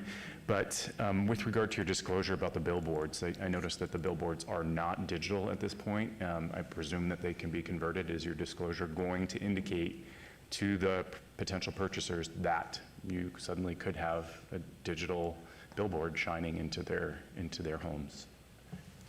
Okay, I'm going to answer that 2 ways, and we'll see if Mr. Floyd agrees with me. So first of all, as I read the digital conversion code, it talks about the fact that you're eligible to convert a billboard to a static billboard to a digital billboard if you're adjacent to a freeway. So I reached out to your Public Works Director and received an email back today asking if Rancho qualifies as a freeway, because I just didn't know, and she gives me a very lengthy sort of summary, but the bottom line is, I would consider Rancho in the vicinity of the old Texas Station site to be an expressway or even a partial arterial in some areas, as right-of-way is less than 150 feet in most cases. If you read the definition of a freeway, 150 plus some other things kind of starts to set it apart as a freeway, but definitely not a freeway. So, because there is neither controlled access nor grade-separated interchanges. So I think, but subject to your director confirming, I don't think it's eligible to be converted to a digital, but I have no problem adding that. I'm just sort of getting there in a different way to say I don't even know that it's an option, but I can add it if we think that it's a concern. Seth Floyd for the record. Commissioner Rogan, that's my understanding as well. I mean, Ms. Lazovich and I did talk about that. She asked me that question earlier, and we kicked it to to Joey, the Public Works Director, to answer. This is the first I'm hearing that we have the official answer, but assuming that is the answer, then yes. But that's my understanding, that would not be eligible. And I can give this to you if you want. So this digital conversion wouldn't be something that you could get an SUP for then, if it's...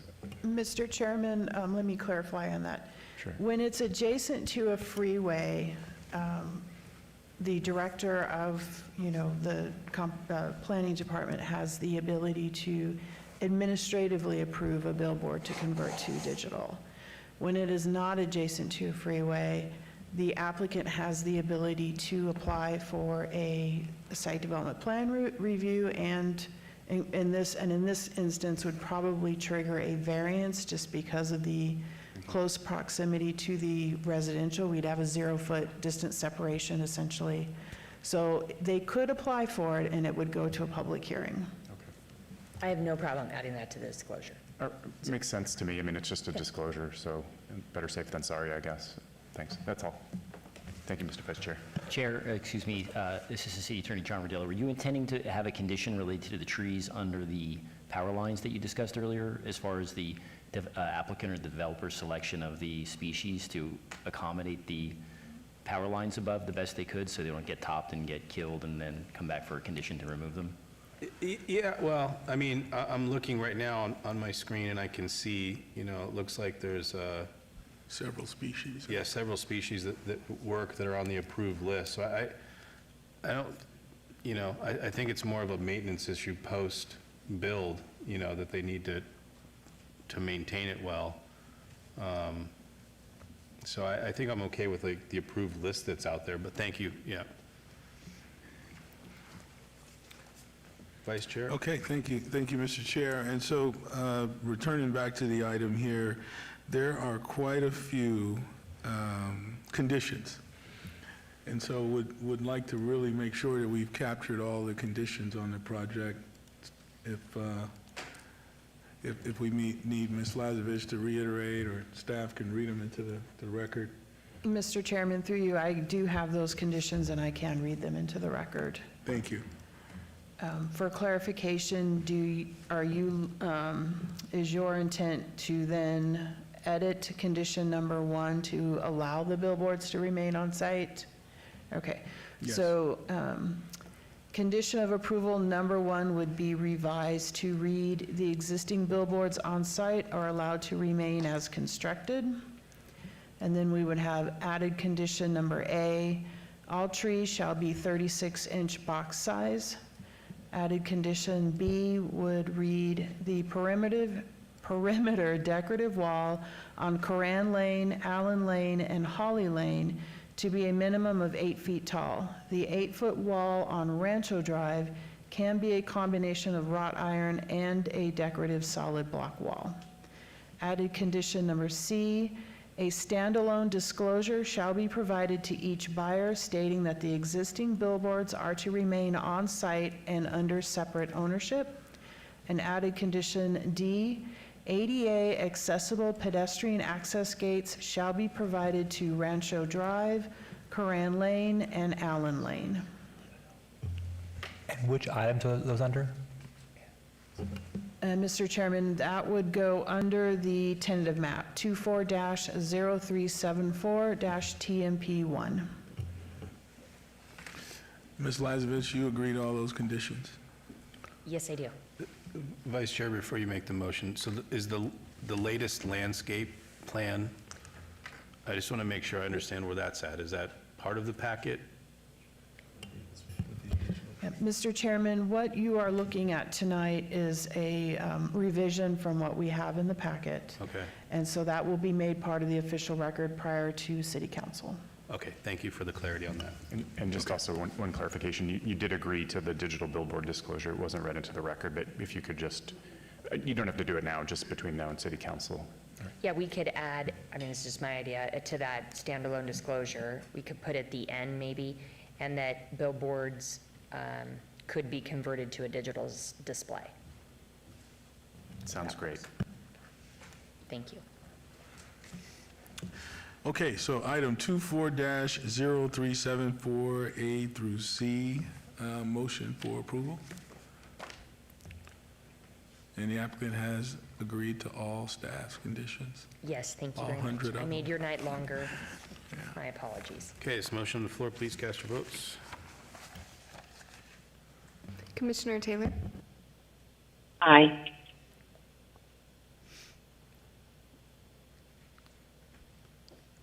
And that motion carries. And that will move on to City Council on October 16th. Thank you. Thank you. Have a good night. You too. Moving on to item number 45, 240396 SDR1, applicant owner 300 Stewart Avenue Corporation. For possible action on a land use entitlement project request for a proposed parking lot and event plaza with waivers of Appendix F, interim downtown Las Vegas development standards on .69 acres at the northwest corner of Stewart Avenue and 4th Street. Ward 5, staff recommends approval. Can we get the staff report, please? Mr. Chairman, the proposed parking lot meets all minimum development standards for permanent parking lots under Title 19, Appendix F. The entryway has a non-standard design which requires a deviation that Public Works supports and reinforces through conditions of approval. A waiver of Appendix F streetscape requirements is requested to reconstruct a 6-foot sidewalk within the 4th Street right-of-way where 10 feet is required. As the current streetscape along 4th Street will be maintained and not reduced by the proposal, staff recommends approval of the waiver, and staff therefore recommends approval of the site development plan review subject to conditions. Thank you. Thank you. Can you get your name and address to the record, please? Good evening, Chair Cherry, Vice Chair Williams, Commissioners. Giovanni Pezzi, LGA Architecture, 1226 South 3rd Street, Suite 110, Las Vegas, Nevada, 89104. I'm also here with Mr. Craig Galati, Principal at LGA Architecture. We're here representing the Mob Museum on this project, which is for a new 48-space parking lot adjacent to the existing museum. The parking is needed to help provide additional visitor parking to the museum. It also represents the first of what will hopefully be additional phases for future expansion and improvement of the Mob Museum site in total. We have reviewed the staff report and agree with the conditions of approval. We do have one question of clarity from item 1 of the conditions of approval, if we can get some response on that. Craig Galati for the record. The question that we have on condition 1 is that it's a 2-year subject to 1916. We don't know what piece of 1916 applies to this, so that's our question. What do we need to do to not have a 2-year void? I just want to be clear on that one.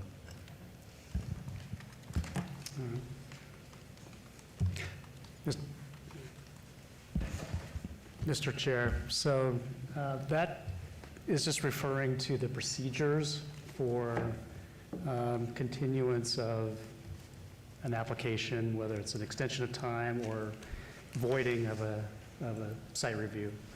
So in this case, you have 2 years from the date of final approval, whether this is today or through City Council. That would be when the 2 years starts, 2-year period starts. And that is to construct it? 2 years from, and you have to get a building permit issued. All right.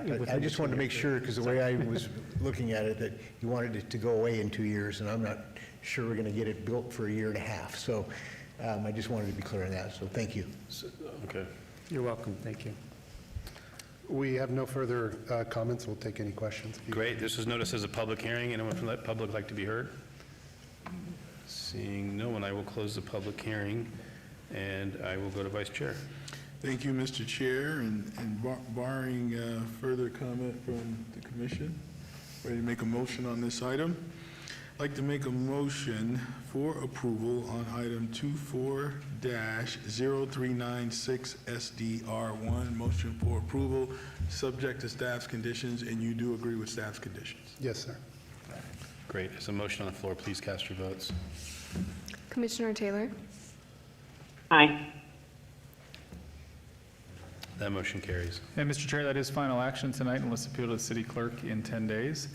And Mr. Chairman, we've got a couple of real quick updates for you. Let's hear Thank you very Ready much. for 'em? Appreciate it, thank you. Thank you. The first one is, and this will come as a surprise to exactly no one, so Nicole today was just honored as the city's September Employee of the Month. What? All right. Primarily for her Herculean efforts in getting me prepared for Planning Commission, which is not an easy job, as she will tell you. She'll be honored at City Council next week, so if anybody's here or watching online, Nicole will be honored next week at City Council. She'll also have her picture up on the street, so if you see her picture up by City Hall, that's why it's up there. And in the elevator. Well-deserved, as you all know. She does a lot of extra work getting us ready for this. And then the second is, we had a few items tonight from the SHIFT program, and I know that several of you have had questions and comments. My team had a meeting, pretty lengthy meeting today with Neighborhood Services about the program. Mr. Chairman, we're going to brief you, and then we're planning to do a presentation for Planning Commission at a future meeting. We don't have that scheduled just yet, but we know there have been a lot of questions, so we're going to try to address as many of those as we can. So we'll put that on a future agenda. Great, thank you. All right, citizens' participation.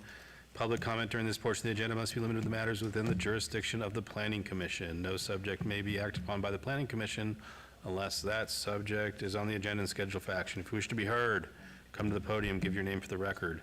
The amount of discussion. You done, Mr. Lynch? Okay. On any single subject as well as any time, may be limited. Seeing no one, I will, Commissioner Walsh. Yes, to our poor injured commissioner that called in and made it through the meeting. Hope you get better, Commissioner Taylor. Yeah, thanks, Commissioner. All right, Bart, nice to see you. It's been a while. All right, meeting adjourned. Thanks.